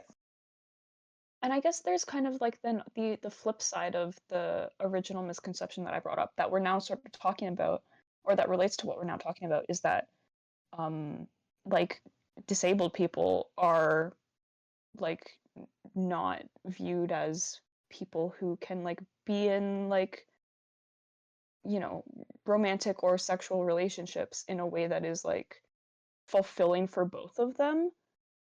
Yeah. And people like are Absolutely. often also seen as like just like not sexual if they're disabled, So Yeah, true. there's a especially mad for some more infantilization. like physical disabilities and stuff. Yeah. Yeah, there's a huge infantilization. And like Yeah. also the misconception that if you're dating someone who, say, can't perform sexually, that you are somehow like suffering in that relationship. Or if you are with someone who maybe has like a communication issue, like if there's like either a romantic or sexual aspect of the relationship that someone due to their disability is not perceived to satisfy, then that's such a tragedy that you're missing out on that when like Mhm. that could be a perfect relationship for somebody. Is like, yeah, I love that my Absolutely. partner doesn't want to have sex because I'm asexual, or Yeah, like, Yeah. Absolutely. absolutely. That actually sort of leads into another one I was going to bring up, which is that what generally when people think about love, what they are thinking about is like romantic love.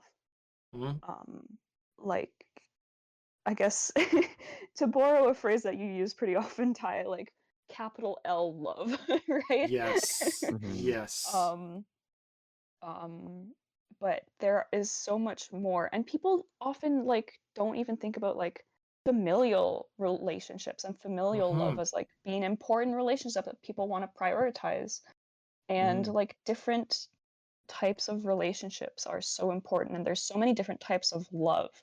I also at Exactly. this time want to shout out because uh, also it is love is not something that is necessary to have in our lives. There are like No. aplatonic, afamilial people, excuse me.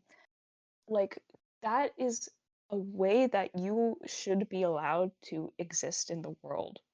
Exactly. If that's how you are, and if that's like there are so many different ways to experience life, and it does not need to revolve around, especially romantic love in any capacity. Like, there is so much more than that. Like, going out on a walk in the forest is That's me amazing. feeling like a sense of love for the Yeah. place that I'm in. That doesn't have anything to do with any other human person, but it still mhm, counts, you know? Or like Absolutely. yourself as well. Like the things that I do to take care of myself are the ways that I show myself that I like the, you know, that I love myself, whatever. That has nothing to do with any other person. There are mhm, so mhm. many different ways to be a human person that don't have to do with love and don't have to do with romantic love especially. And those deserve more attention and prioritization. Absolutely. Absolutely. Yeah, it's like what I said earlier, where like a lot of people's necessities are gate kept behind a relationship, and a lot of people like are either told or like prevented or just don't think that they can access things from themselves or from anyone who they're not married to, because some people, depending on religion, they can't access essential necessities until they are married. um so then that's another thing, like once you're locked in, once you've made that vow, it's incredibly difficult to get out of a marriage if that's not what you want. So some people Mm. like they're like some extreme people are like they won't even kiss until marriage. And so you don't even get to have intimacy, or some people will have arranged marriages and they won't even meet the person before they're married, and then they're locked in. And so there's like things where people are forced in these situations. They don't even get a choice of seeing what their intuition or their feelings are telling them. But Right. also like a lot of necessities that you need to be alive, you are told or threatened or shamed for getting from anyone that you are not married to or anyone you are not romantic with. Mhm. Exactly. Or you end up, you take a walk alone, or you go to a diner by yourself and people think you're sad and lonely. Yeah, absolutely. I went to a diner by myself one time like a year or two ago, and it was great. I brought my Switch, I had my phone connected to the diner Heck Wi-Fi. yes. I hung out for exactly as long as I wanted to be there and ate what I wanted and played Mm. Zelda at the Exactly. diner, and it was great. And I've done similarly. Hung out in coffee shops all day with a Switch, not cared at all what other people were doing, just Yep. hanging out, having a good time. Why do we have to go in some sort of partnered relationship to a restaurant? There's no need for it. Yeah, or like some people think it's extremely sad to go see a movie by yourself. And it's like there's so much spectacle to going to see a movie. You get the sound, the massive screen, like it's such a different experience to watching things at home. Why is that gate kept to you have to be with other people to do it? Yeah, and as the movie example specifically, like being in a theater is being with other people. Like that is a unique experience. That's like a community Mm-hmm. experiencing something together. It doesn't matter if you know the name of the person next to you No, necessarily. Like you Hmm. are still in that group experiencing that thing totally, together. totally. Unfortunately, because of my screen sensitivity, I haven't been able to enjoy that since 2018. But I used to really enjoy going to the theater alone prior Mhm. to the concussion, and I never saw a problem with it, nor should anybody else. Yeah, Yeah. you really shouldn't. Like I've felt that shame before of like embarrassment of like I don't want people to think I'm lame because I'm by myself at this movie. Same. But like ultimately you're never going to talk to these people. No, You're never going to like if they're the type of person who would look down on you, you're not going to like these. So there's really no like I say this it's easy on paper to be like don't care what they think. I still do. I have debilitating anxiety. But logically, like you don't like these people. You're never going to talk to them and they're not going to make your life better. So who exactly. cares if they think you're weird? They will forget about you within Yep. like 4 hours. Or less. Or less. The moment they walk out of Yeah, that or theater, less. they're not Yep. going to remember that you were there.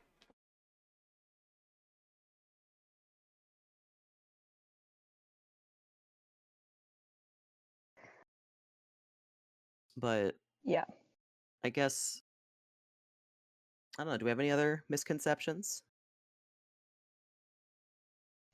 I think I hit all the ones I was Yeah, thinking about. yeah, absolutely. Honorable mention to eating alone at restaurants. Absolutely. Absolutely. Yeah. And not just like the quick like No, going to Tim Hortons and sitting no, down because those I think are very fast. Like, yeah, of course you'd go there alone, but like go to like a nice restaurant where you need a reservation and just go by yourself. exactly. Perfectly okay. I do that when I have the money. Absolutely. Which is not very often to say the least, Yeah. but I have done it before. Sometimes you want nice food and you don't want to Yeah, make it, but you don't want to just like take it back to your house because then it's gonna get cold and you have to microwave exactly. it. You want nice food. You want to sit down. And Exactly. the dishes, And like the dishes. Yeah. it's a whole experience. Yeah. I love not doing dishes. I'm so sorry to hear that, Grandpa. They said my single older mother won't go anywhere alone to this day since I moved out. I think she's become an absolute hermit, and it's absolutely because of how self conscious she is. And it's really sad to see. Absolutely. That is really, really, really sad to hear. Yeah. It's a shame more Yeah, people can't find like comfort in their own company in public spaces or that people are just so judgmental about and it's like not even a genuine like oh this person's terrible because they're alone. I feel like it's a larger insecurity about like everyone feels a pressure to be partnered up and like there is a large societal pressure that your value as a human being is not dictated by yourself but by others and Mhm. what they value in you and what they see in you like especially like when you're raised as a woman for example your value as a human being is intrinsically linked to your attractiveness to other people. Yep. And whether you are friendly and smiling and whether they want to be around you, it it is so baked in that you don't get to deserve to be alive or deserve to be human unless other people benefit from you or like you or enjoy you. Um, which sucks. It's toxic. Super toxic. Absolutely. It's so wrong.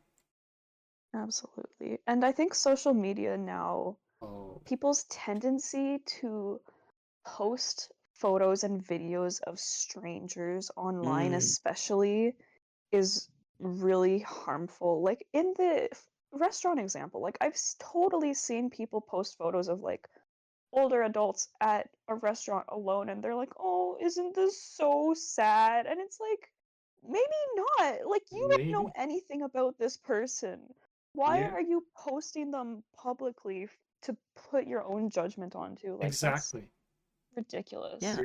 You're taking Maybe it. they're happily married and Yeah. they're going to a restaurant because their spouse has anxiety Yeah. and they're testing out the environment first. And then they're Yeah. going to go home and be like, that place was great. You don't know their life. Exactly. They're taking, they take a very amatonormative lens to the situation that doesn't have to or should never apply. Yep. Absolutely. And Or yeah, like people think that if you don't share the same bed, then you're a failure as a relationship. When so many people have incompatible sleeping habits. And they're like, Yeah. oh, if you don't sleep in the same bed, your marriage is out the door. And it's like, you know what? Maybe I'm a sensitive sleeper and my partner snores like a chainsaw and can't afford a CPAP machine. You ever Mhm. think of that, Brenda? Or like, maybe my spouse kicks me in their sleep, so they need their own bed. Or maybe I need a soft mattress and they need a hard one. Or maybe they sleepwalk and they thrash. Or like, there's a million reasons why Exactly. people may not be compatible sleeping together, but there's still like a strong relationship. And there's nothing wrong with having separate bedrooms. Exactly. Totally does not invalidate the relationship whatsoever. I know my grandparents, have separate rooms. They absolutely Hmm. love each other though, but for a variety of reasons, it's just easier for them to sleep separately. And I've never had any problem with that. Yep. Busby I right. Oh, go ahead. Oh, sorry, go ahead. I was gonna say, Busby wrote, my spouse overheats all night due to medications and literally pours sweat. Like that's another, Oh, yeah. Oh. Yeah. sometimes they're just really warm and you're like, if you both run really warm, you don't want to turn into a sauna or there's Exactly. sweat or Yep. Yep. Sometimes you just don't want to sleep with another person. Like personally, I just like having like privacy Mm-hmm. sometimes and not Mm-hmm. being perceived constantly. Oops, Yeah. autism. Um hmm. like, it's just nice to have time to yourself. It's a Yeah. little goofy that people think that once you're in a romantic relationship that you have to like want to be with someone all the time, like 24/7, you know? Yeah. And you Yeah. get Some very, people, yeah. Oh, sorry. I was gonna say, some people are touch adverse Yeah. and they Mhm. hate being touched. So obviously they're not gonna want someone next to them sleeping who might try to cuddle them or just like roll Mm-hmm. over and touch them. Like, Yeah. doesn't mean they don't love them, they just hate being touched. Yeah. I love what Grandpa just said. Sometimes I just want to be a beautiful neurodivergent starfish and not worry about being perceived. Absolutely, absolutely Mm, can agree. Sometimes I Just just want being to hide. perceived is can be so overstimulating when I'm Yeah, trying to honestly. relax rather, yeah. Like even with Yep. someone you love and trust, like I have people I've known, friends I've had for 14 years, and like I'm more comfortable around them than others, but I'm definitely not the way I am when I'm alone. Mm-hmm. Like Mhm. I'm so like wound up that just knowing the window is open will make me act differently. Knowing that the blinds are open makes me Yeah, act differently. Yeah. And like because it's just the Hearing someone move in the possibility. house. Yeah. yeah, Just the possibility of being perceived is going to make me act differently and tense up. And so for people, some people can't sleep through that. It's just like whether they have trauma, whether they're autistic, whether like whatever reason they have. Some people can't sleep like that and they need to be alone, and that's fine. There's a million reasons that that could be the case. It doesn't invalidate it whatsoever. Mm-hmm.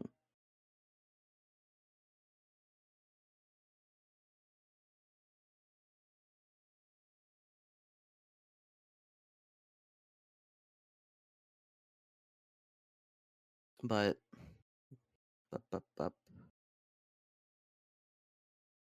yeah, a lot of people with different Besides, sleeping needs.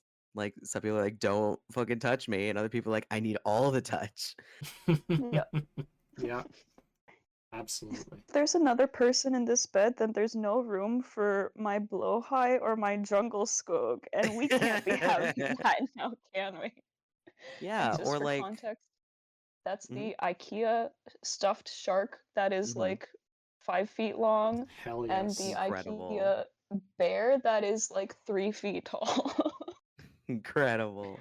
Absolutely. Or like, some people have pets that they love very, very dearly that have a habit of sleeping with them, and they have a very strong bond to those pets. And some people, like they consider like a very strong partnership with their pets, and maybe they get into a relationship with someone who either doesn't like pets or is allergic to the pets, and they still want like make the relationship work, but they can't sleep pet. So then you have that conflict of like, well, do I kick out my pet who loves me very dearly and will cry all night feeling lonely because they can't sleep in bed with me, or we both mutually just sleep in different rooms so that I don't exacerbate my partner's allergies. Exactly.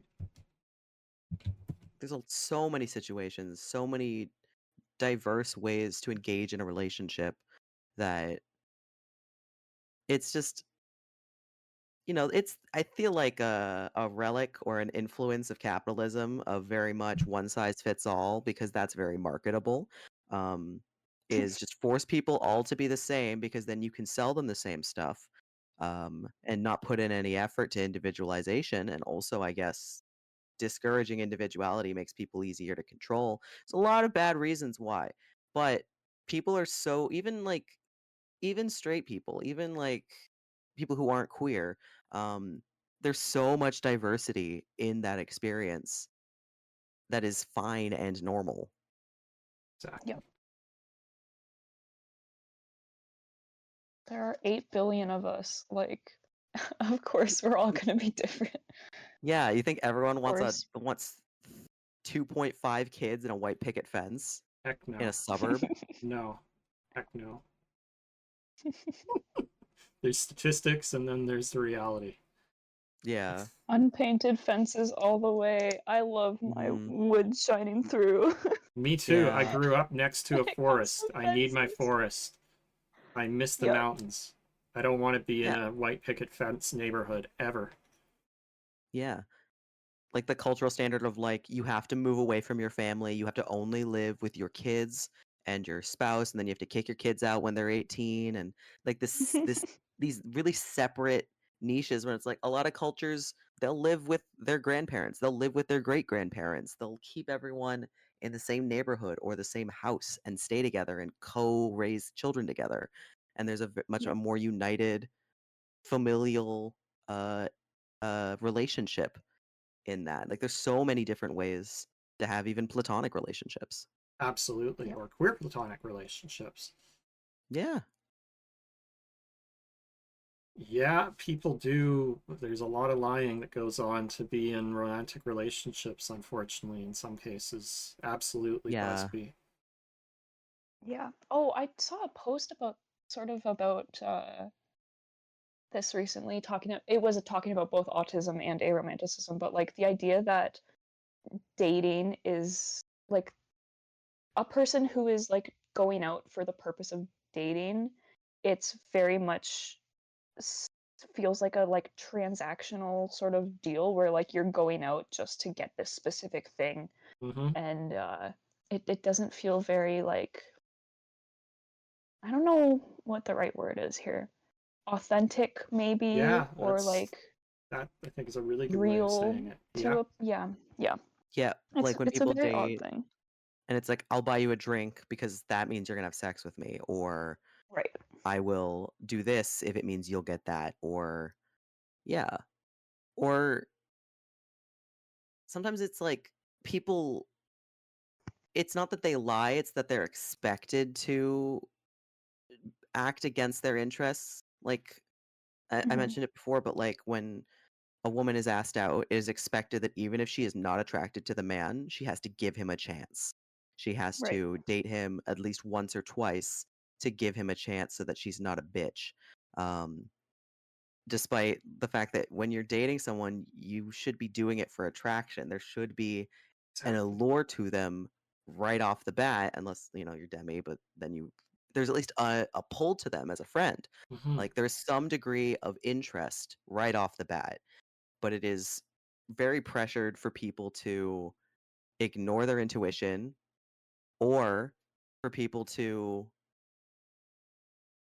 like to people that they're not attracted to, but because they have traits that are socially uh deemed valuable, like, oh, this guy's like the standard of the term, like butterface, where her body's beautiful but her face, What in the where it's like Yeah. clearly this person thinks this individual is ugly but is going to pretend to be interested in her because she has a beautiful body or because he wants sex. Or women who will date someone not because they're attracted to them but because they're tall or because they have money, or and it's not as widespread as like people say it is, where it's like, oh, women all only want money and blah blah blah. But it is a standard that is trying to be pushed socially, that is what you need to look for even if you're not attracted to someone. um Yeah. exactly? or like sometimes people just they date because they don't want to be alone, or they're scared of silence, or they're scared that if they're not validated by being with somebody then they have no value. And so they'll pursue people that they're not really interested in. They just are trying to bridge the gap until they find someone they're interested in. That's so broken and is definitely not at all a reason you should be dating. Hmm. There's so many dysfunctional ways that Yeah, people, like even people who aren't arrow ace, pursue relationships. exactly. And because people don't really talk about it, or they don't allow you to No, talk about it in a way that's like you can do things differently than the standard. Like because there's such a pressure of doing things in a very cookie cutter way, you have then to follow it. yeah, people don't either, they don't think that there are options, or they don't want to be one of the weirdos. Um, so they just conform. Yeah, very good point. Oh, that's a good point. I didn't think about that. Busby was saying how like they're very straightforward about who they are, their belief system, what they want out of a relationship. True, yeah. Some people will in a relationship they'll straight up lie. Like if someone was very open about I don't want kids ever, a man might lie and say, "Oh yeah, I don't want kids either," thinking that once the relationship goes down the line, they might change their mind and want kids. Mm, And they'll just pursue several years in a relationship just expecting they're going to change their minds on kids. yeah. I've had friends who've had issues like that where the other person just was banking on them changing their mind about stuff in the future, and then they didn't, and they're like, "Oh my god, what the hell?" And they like broke up an engagement and stuff because of it, and it was pretty terrible, but Yeah, yeah. that must be infuriating to know that they were lying to you the whole time. Like you Yep. were being honest and genuine. You thought you were on the same page, and they were literally just lying to you to get through the relationship to the point where either you would love them so much you would compromise what you wanted, or you'd get, I guess, baby fever or something, or like maybe it's just once they lock you down in marriage, it's like, well, it's expensive and costly to get out of this, so let's get the kids going, chop chop. Yep. Ugh, so gross to think about. I'm so sorry that is. I'm so sorry you had a similar experience to that, Busby. It's Yeah, no, that awful. is mad gross. I'm so sorry. like, or I guess even in relationships, there's such a standard of like casual manipulation, like the weaponized incompetence that's very common in people where in a relationship they don't want to do chores, so they purposefully do them badly so that they won't be asked to do them. Or What? there's, That's pardon? terrible. That's Yeah. horrible. Or on like the flip side, there are some people in relationships. Someone I've been with has had kind of a degree of trauma from this, which is people who will purposefully ask very goading, impossible to get correct questions in order to evoke a fight or to have a reach around like answer that this person. So like the I find the "would you still love me if I was a worm" question very funny because I take it very literally. However, um, someone I knew felt a little triggered by that question because it was similar to questions that they would be asked by a previous partner, where they'd be like, "Would you still love me if I was a worm?" Very goofy question on a surface level. However, it is asking underneath, if I provided no value to you, would you still love me? And if someone went, "Ew, I don't like worms," because they're taking it literally, then the person may start a fight and be like, "Wow, you don't love me. So if I was, if I couldn't do anything for you, you'd hate me." Like that kind of weird manipulation to like either because they want to start a fight or because they're trying to indirectly ask a question rather than directly ask a question. I think relationships should always be built on open, honest communication. Mhm. Yeah. And I think every relationship, no matter what it is, could benefit from reading or, taking some sort of relationship anarchy approach where, it's all about communicating, communicating, communicating, and being upfront and honest the with what you're expecting from that relationship. There should be no games, there should be no assumptions, just communicate. Yeah, just open and direct talking. Like this is someone who you are going to be, in theory, depending on your relationship, but like you might be sharing bodily fluids and medical secrets and like embarrassing moments when you let your guard down and like sickness and like depending on how far you intend to go with it, like sharing kids and sharing a life together and sharing finances. This is someone you're supposed to be able to trust Mm-hmm. really, really deeply. So you should like one of the first litmus tests for them is, can you be genuine? And some people I think are so afraid of rejection they will, and like I get it, but they'll hide every part of themselves in order to like appease that person, but in that vein that person now doesn't know who they are. Like wasn't the point, but I'm segueing a little bit Yeah, into like people pleasing and masking, which yeah, I mean affects relationships a lot. Like yes, it's definitely something I've done in relationships, yeah, unfortunately, yeah, where I want I want to make the other person happy. I want the yeah, other person to like me. So I and also even in a platonic relationship, sometimes people tell you about something they care a lot about. I don't want to absolutely rip their heart out by telling them that I don't give a fuck about it or I'm very absolutely. neutral about it. Because Yeah, they're especially if they're like, no one ever talks to me about this. I'm so excited. I want to and it's like, okay, cool. I don't want to destroy your heart and your feelings. So I'm glad you're happy. I'll be genuine about like, yeah, that's so cool because I like making other people happy. However, it does also end up convincing them that you have similar interests, and sometimes mm-hmm. you don't. Yeah, Um, and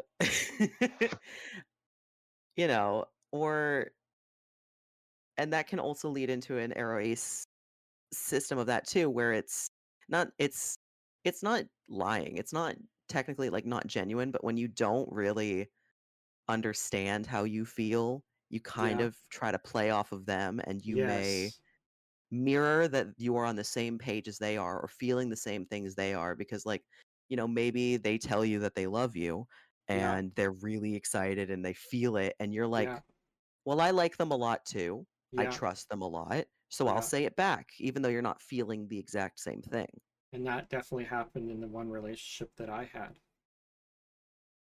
That's, it took me a while to realize what was happening. And what my understanding of it was very different from their understanding. Mm-hmm. Mhm. So Yeah. like in aromantic relationships, like especially if it's before you've realized you're in it, um, there could be a lot of unfortunate like it's not lying. At least it wasn't like from me. I thought I was being genuine, Mm-hmm. but that's because like when you have comorbid situations like undiagnosed autism at the time, you start to structure your entire self around hypervigilance and masking and mirroring because Yeah. that's how people have taught you that you need to be. Otherwise, they will leave you or they'll scorn you.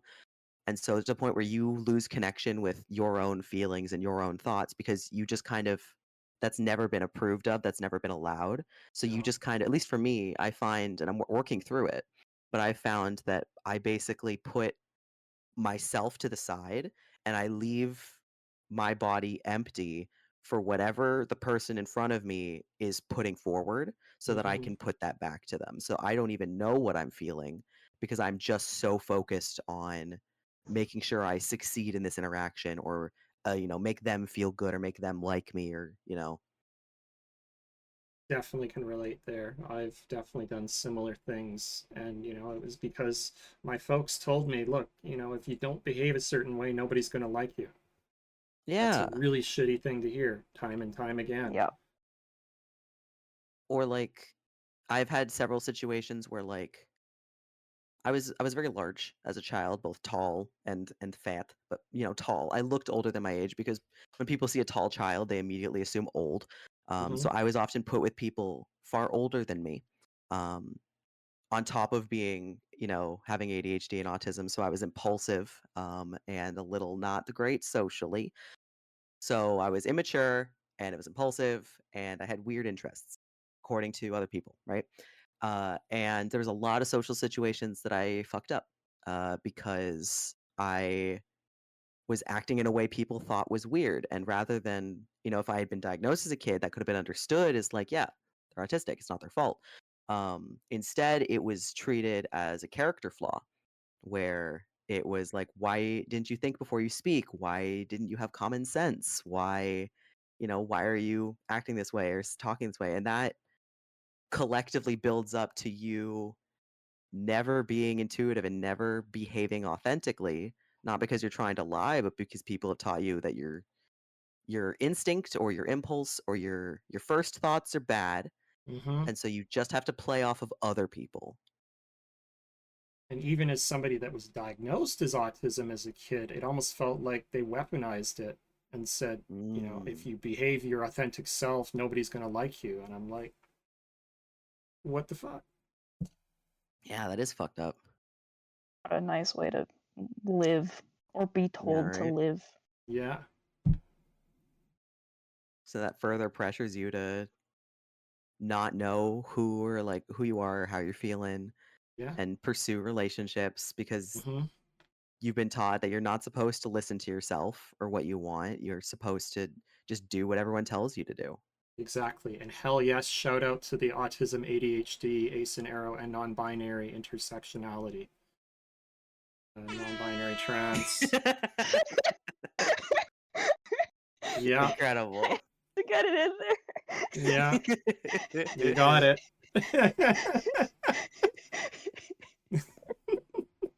There's so much overlap between those communities for sure.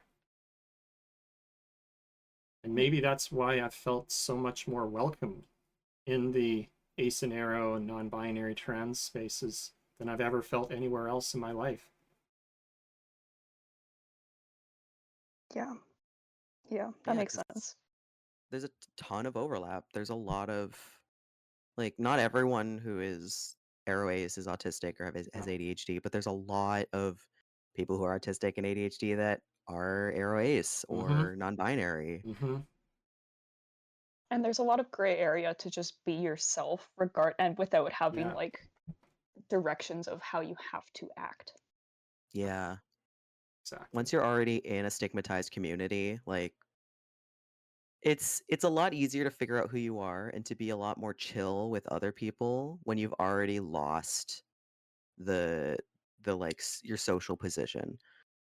So like if for example, if you were say like disabled and already scorned by society, it's probably a lot easier for you to accept being other marginalized identities because Yeah. you've already lost, it's like you've already lost it. You've nothing else to lose. You can just be genuine. Hmm. Whereas before Floodgates are people open.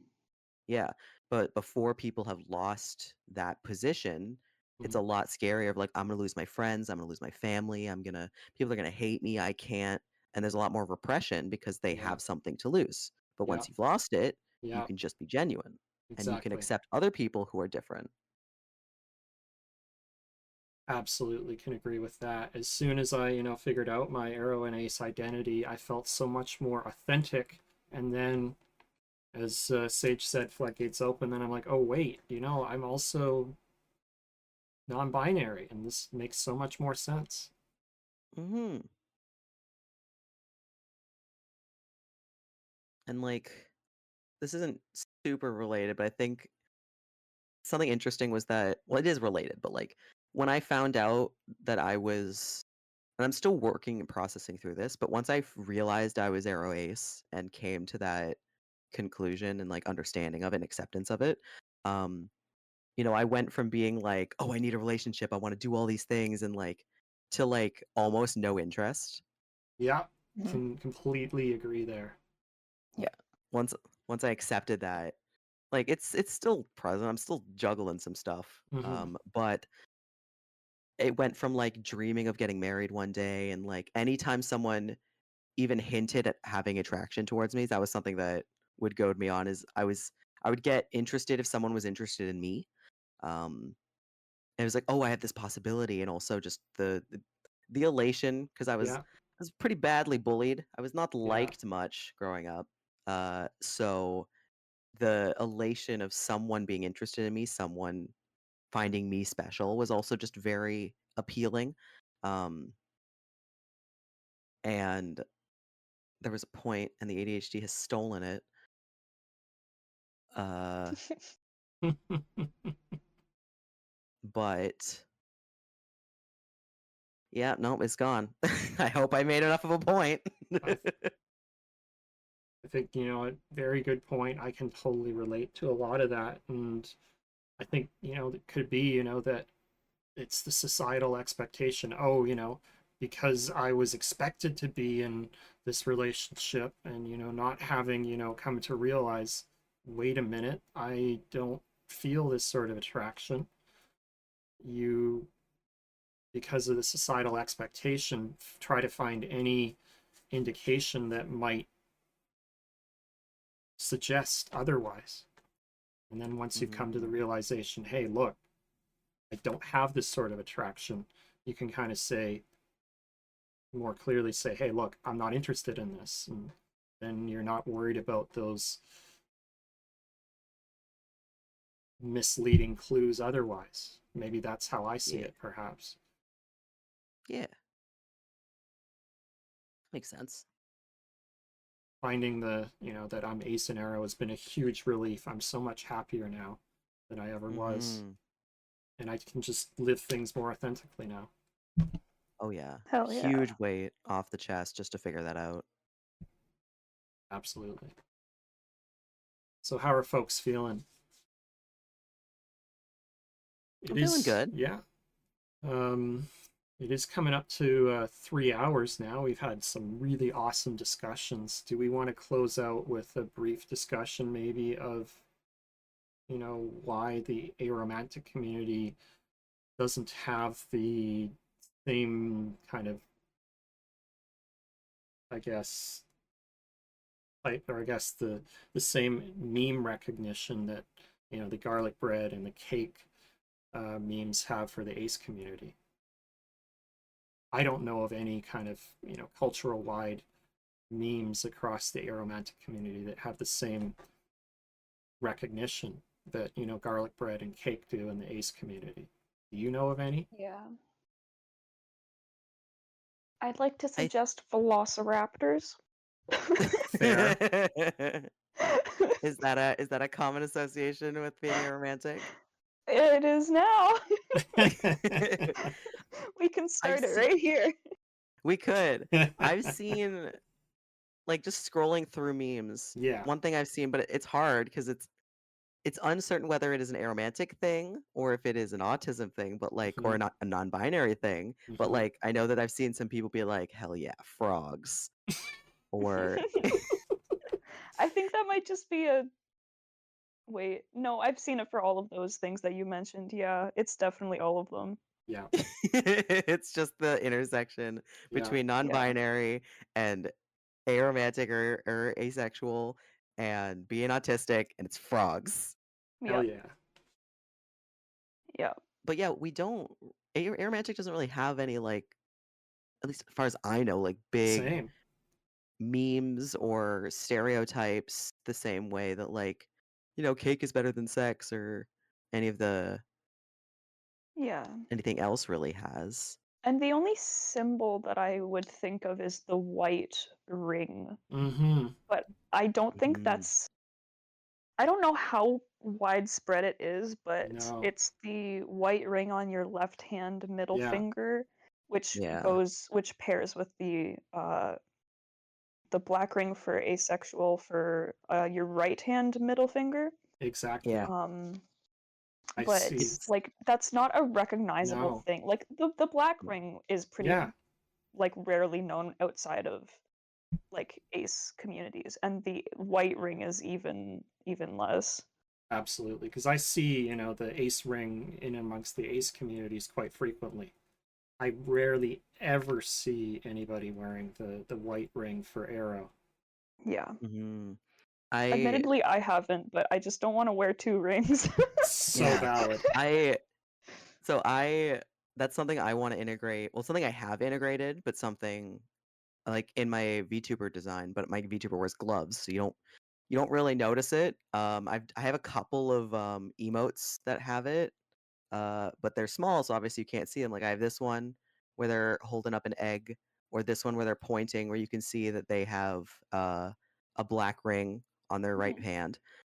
Heck So like my yeah. VTuber design has a black ring on the middle finger and a white ring on the left middle finger, but they're not rings; they're tattoos. Because uh, I love rings, but I can't wear them because they're sensory hell. And within an hour, I'm gonna take them off. Um, but that wasn't something that I knew about until I was starting to research. Like, I Yeah. want some way to show off that I am Arrow Ace in Exactly. my character's design. Yeah. Yeah. But as I But far as mean, even like, for the for the egg one, if you just mirror it and then make the ring white. yeah, that could work. Absolutely. You know, I come across all sorts of one-off arrow memes all the time in the community, but there isn't really any like cultural wide symbol that's super well recognized Yeah. that I know of. And maybe is it because the community is less,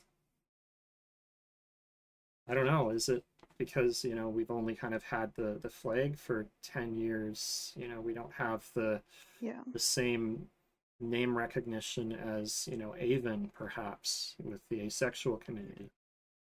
well, Yeah. so And go ahead. I wonder if part of it is also that because there are so many people who are Aro and Ace, Mm-hmm. that if you already have the asexual ones, then you're like, okay, I'm good. I got my thing. You know? That's a good point. Yeah.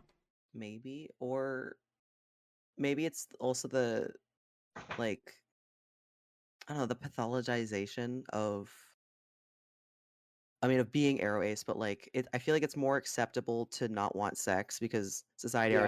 already doesn't want you to have sex. Yeah. Like, oh, you're gonna wait until marriage? Hell yeah! Like there's already sex is already demonized, so it seems a positive sometimes when you don't want sex, but to not want romance or love, Oh yeah. A that lot of tends negative. to make people misperceive it as like, oh, are you like Old. sociopathic? Yeah. Do you hate Yeah. people? Do you Yeah. like there's a demonization to it, as well as just Totally. people either not knowing what it is or thinking that it's a mental health problem, or so it doesn't get Or as much whimsy. not thinking it needs to be a symbol because it's just like, oh, this is just the absence of something. Why do you Mhm. need to talk about it? Hmm. All so good points. All very good points. Yeah. Yeah.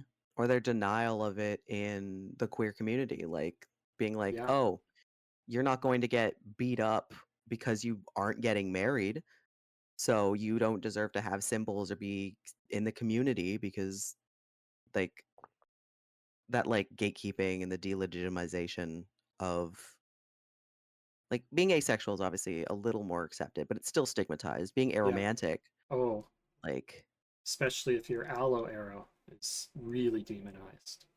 Yeah. mhm. Welcome on in, Ghost Girl. I see you there. Love Hi your Ghost Girl. I I love love the the arrow. 90s.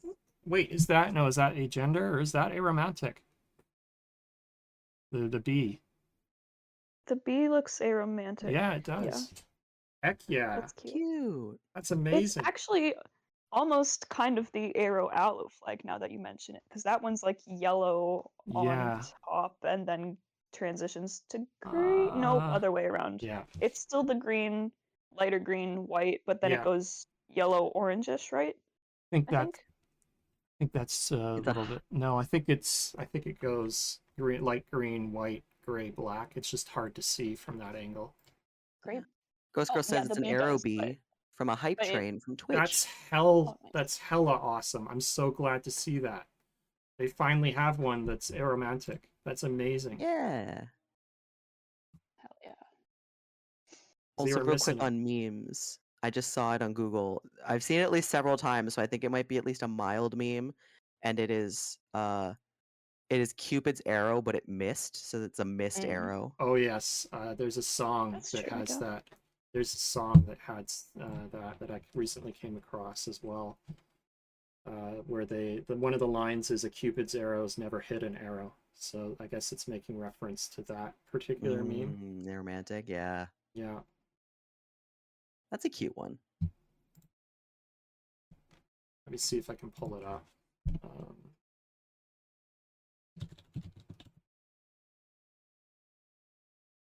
or if you can pop it in the chat there, I'll post it on the stream for people to see. Pop it in the chat? What do you mean? Discord, our group chat. You said there's a meme that you came across. Do you have it open right Oh, now? I can. So if you pop it into our Discord call, I'll paste it into the as a source. Gotcha. Let me go get it. I closed it after mentioning it. Oh, no worries. Please come back. Well,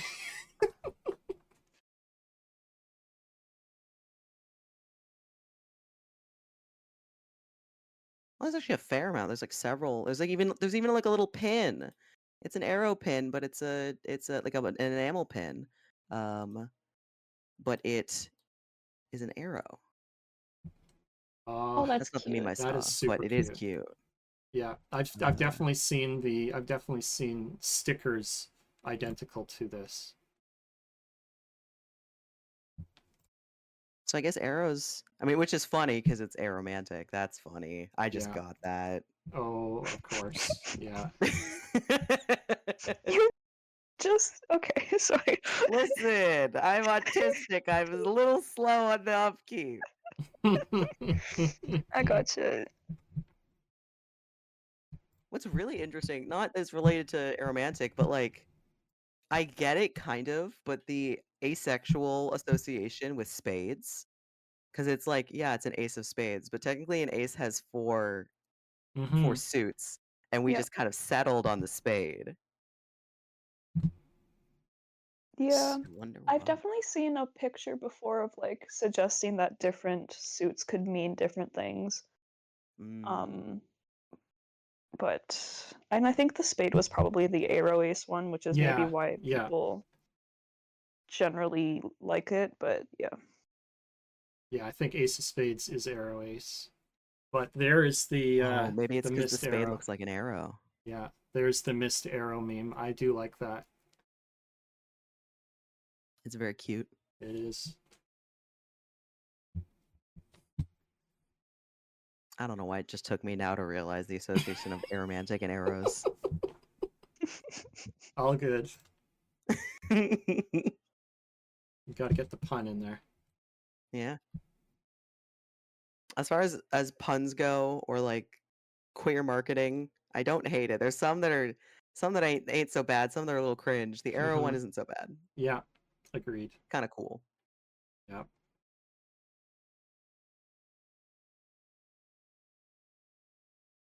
Yeah, I've definitely. Do I have the sticker here? I don't know if I do. I think I got the one at Pride at one point. I may have lost it, unfortunately. But it was a Pride arrow with the arrow flag. Oh, I got a Oh, crystal. that's cute. I got a crystal here. That's aromatic. Hell yeah. Crystals, always, stolen by the queers. They're ours now. Absolutely. Can't spell crystal without QU. Valid.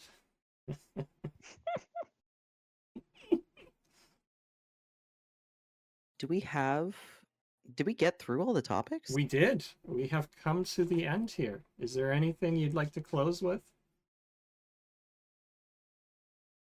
I think we got an ad break, so we might want to wait like Yeah. 30 No, I seconds. want to wait until the end of the ad break. Yeah, absolutely. We'll wait 40 seconds here, and then have our concluding thoughts. Are there any symbols that either of you would like to claim as aromantic? The only one that I really, for ironic reasons, like is the aromatic benzene ring because of the constant misspelling of autocorrect, thinking that I'm trying to spell aromatic. So That's somebody That is a good one. somebody made for the memes an aromantic flag with like the benzene ring in the middle. And it was absolutely hilarious. That's probably the only one that I would like purely for ironic memes. Yeah, I can't think. Honestly, I really like the rings. I like the rings on the middle finger. I like that it's subtle, but it's still like, at least it matches my aesthetic. Yeah. I don't know. I would rather that one be a little more Me too. popularized. I I don't know. I think that's really cool. I would wear one. Yeah. At some point, I do plan on getting an ace ring and an arrow ring at some point. I think one day, like on top of it being tattoos on my VTuber, I've genuinely considered like that would be a really sick tattoo to just get. I mean, the white one would just look like a scar. Thank you so much for the bits, Ghost Girl. That's so kind. And Duke, the huge yeah, thank you so much. The huge emotes. Thank you so much for the bits as well, Duke. That's so kind. They're so cute. Look how big they are. Yeah, it's definitely aromantic once the B gets bigger. Absolutely. Yeah, that's I didn't realize that at first, and then I'm like, wait a minute. That was a bit. And I think it's because for whatever reason my bits alert didn't play. I am so sorry. And the reason for that count as like giving bits. Like it costs bits to make them big, but I don't think it counts in the system as them giving you bits. Like I'm sure you get a portion of it. It's still like probably split between you and Twitch, but it doesn't count as them giving you bits. And I know why they didn't come up. It's because my alert box is hidden below everything. I'm so sorry. I'm so sorry, folks. Oh, we got another one. I got another one. Thyroid. Thank you so much, Duke. Thank you so much. That's so kind. I didn't know that. You see, this is the very first time somebody's done that in my chat, so they are so cute and so nice to look at. Cute. Yeah, it's so nice to just appreciate the art of all the emote artists that have like made really cool stuff. Is there a symbol that you want? Or are you still going for the Velociraptor? I guess now that I've said it, Velociraptor. It could listen. It could be. I mean, that feels a little more like the autism side of things, but Hmm. there is that overlap. There is, Well, absolutely. asexuals have dragons, so velociraptors are like Yeah, adjacent, That's true. That's it's I true. true. feel, Yeah, that's a very good point. Yeah. but So cooler. here No, that's we. not true. I'm sorry. I can't say that about dragons. How dare Oh, you? what? I think we just Sorry. lost. I think it said there was a network error. Are we still live? Yeah, we are. It was just Yeah. my end of things. It Ooh, said. wyverns. That's basically dragons, but not. Very But good everyone point. forgets they exist. Yeah, just with less legs. Yeah. And thank you again, Duke, for the Arrow Ace redeem. It's so cute. Yeah, I That is think so you cute. probably do get a portion of it, but it's something they kind of buy Yeah. through Twitch to Yeah, make their emotes bigger. that's a good point.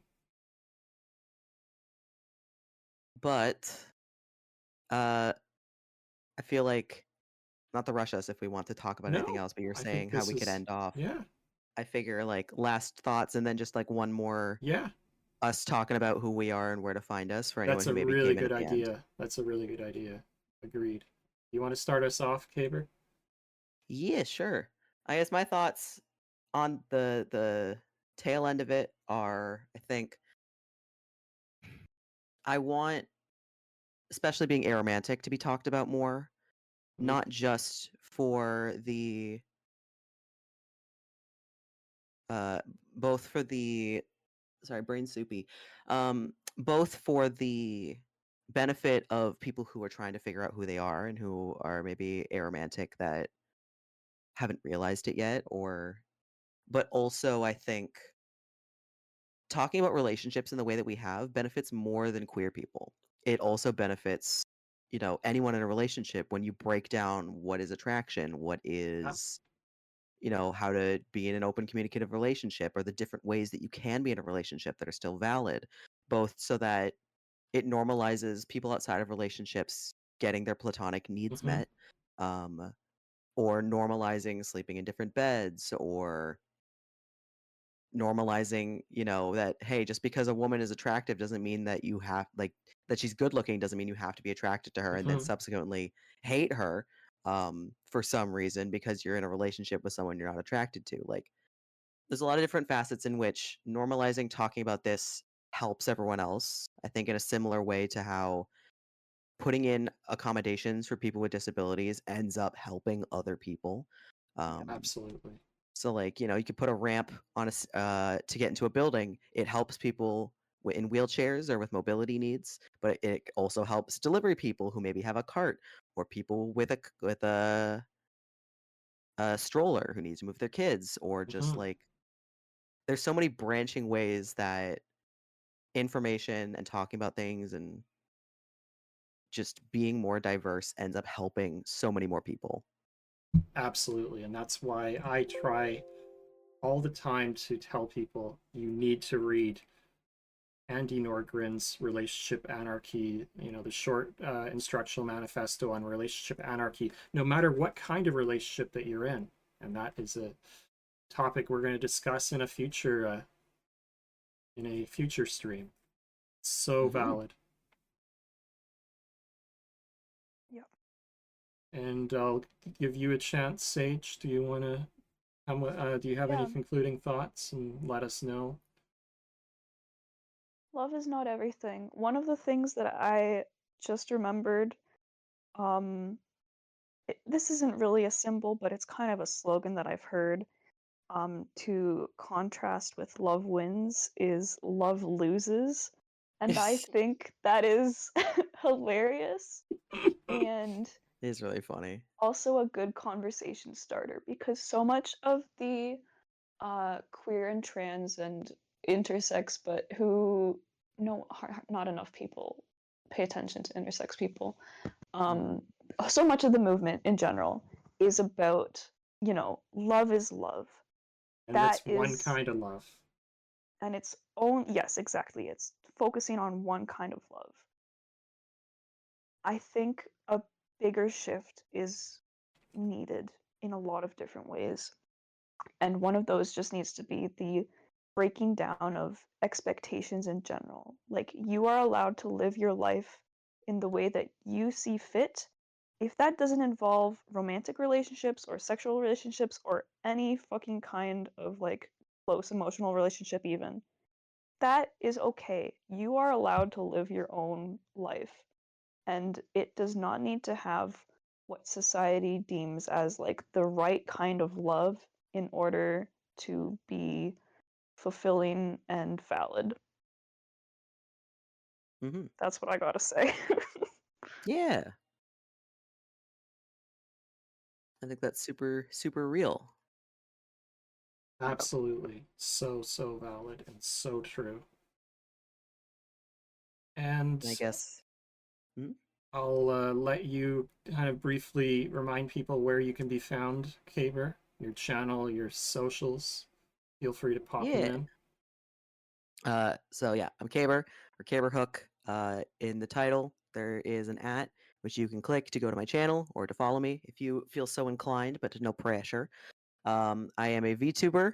I am aromantic and asexual. I'm autistic. I have ADHD. I have other things, but I find it very funny that I have a lot of A's, so I say those. I do a lot of gaming. I also am a digital artist. I made this talk sprite that you can see. This is also the main talk sprite you'll see when I am streaming. Um, but I'm a digital artist that makes the bulk of my assets. And otherwise, I play a variety of games like Paper Mario or Fallout New Vegas or Don't Starve or 7 Days to Die. I integrate horror sometimes, but it's a lot of RPGs and story games. And I try to finish the games that I play and like analyze the stories during it. And I have a TikTok where I post clips, and I have a Blue Sky where I announce when I'm going live, but I might not be having a because they're integrating with AI, and I hate that. Oh, heck no. Ooh. Oh, So yeah. we'll see where that goes. But obviously, I'm here on Twitch. I'm gonna stick around on Twitch. So yeah. And I'm Tai Y. I stream on both YouTube and Twitch. Go by Tai Y on the socials. That includes YouTube, Twitch, Twitter, and Threads. And do a lot of Pokemon content over on YouTube and use Twitch as a little bit more of a variety channel. And I think at this point we are actually going to go on a raid. So let's find somebody and we're going to use, this is the raid message we're going to use. I think Hell yeah. that's the raid Hell message. yeah. Sage, do you not have socials to plug, or?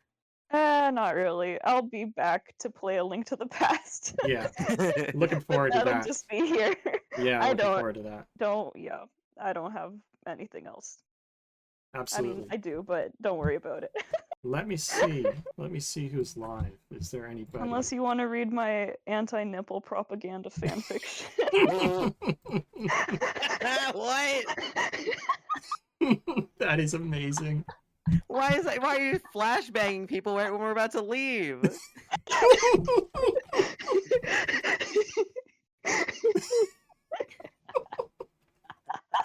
Anti-nipple propaganda. My username is the same everywhere. You can find me. It's just wildsage00. That's it. If y'all are desperate to find out about the anti-nipple propaganda fanfiction, you know where to look. That is amazing. Hunt down the truth, everyone. I have 3 fics on AO3, I think, posted with that tag. That's so funny. Yep. I'm a normal. Very normal. This is very relatable, I understand. All right, let's see who's live. Let's find somebody to raid. What about here? We're gonna raid XP Kit.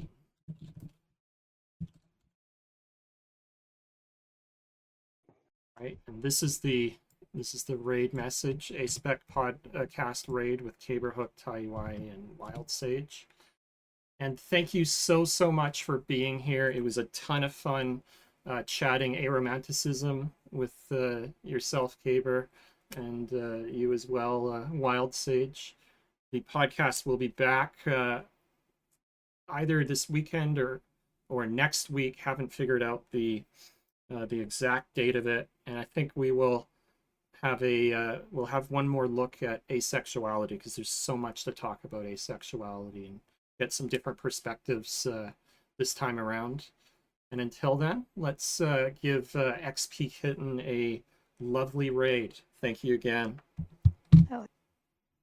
Thank you for doing this. This is huge. Yeah, it's been a lot of fun, and I'm glad Yeah, I I was had a able great to. time.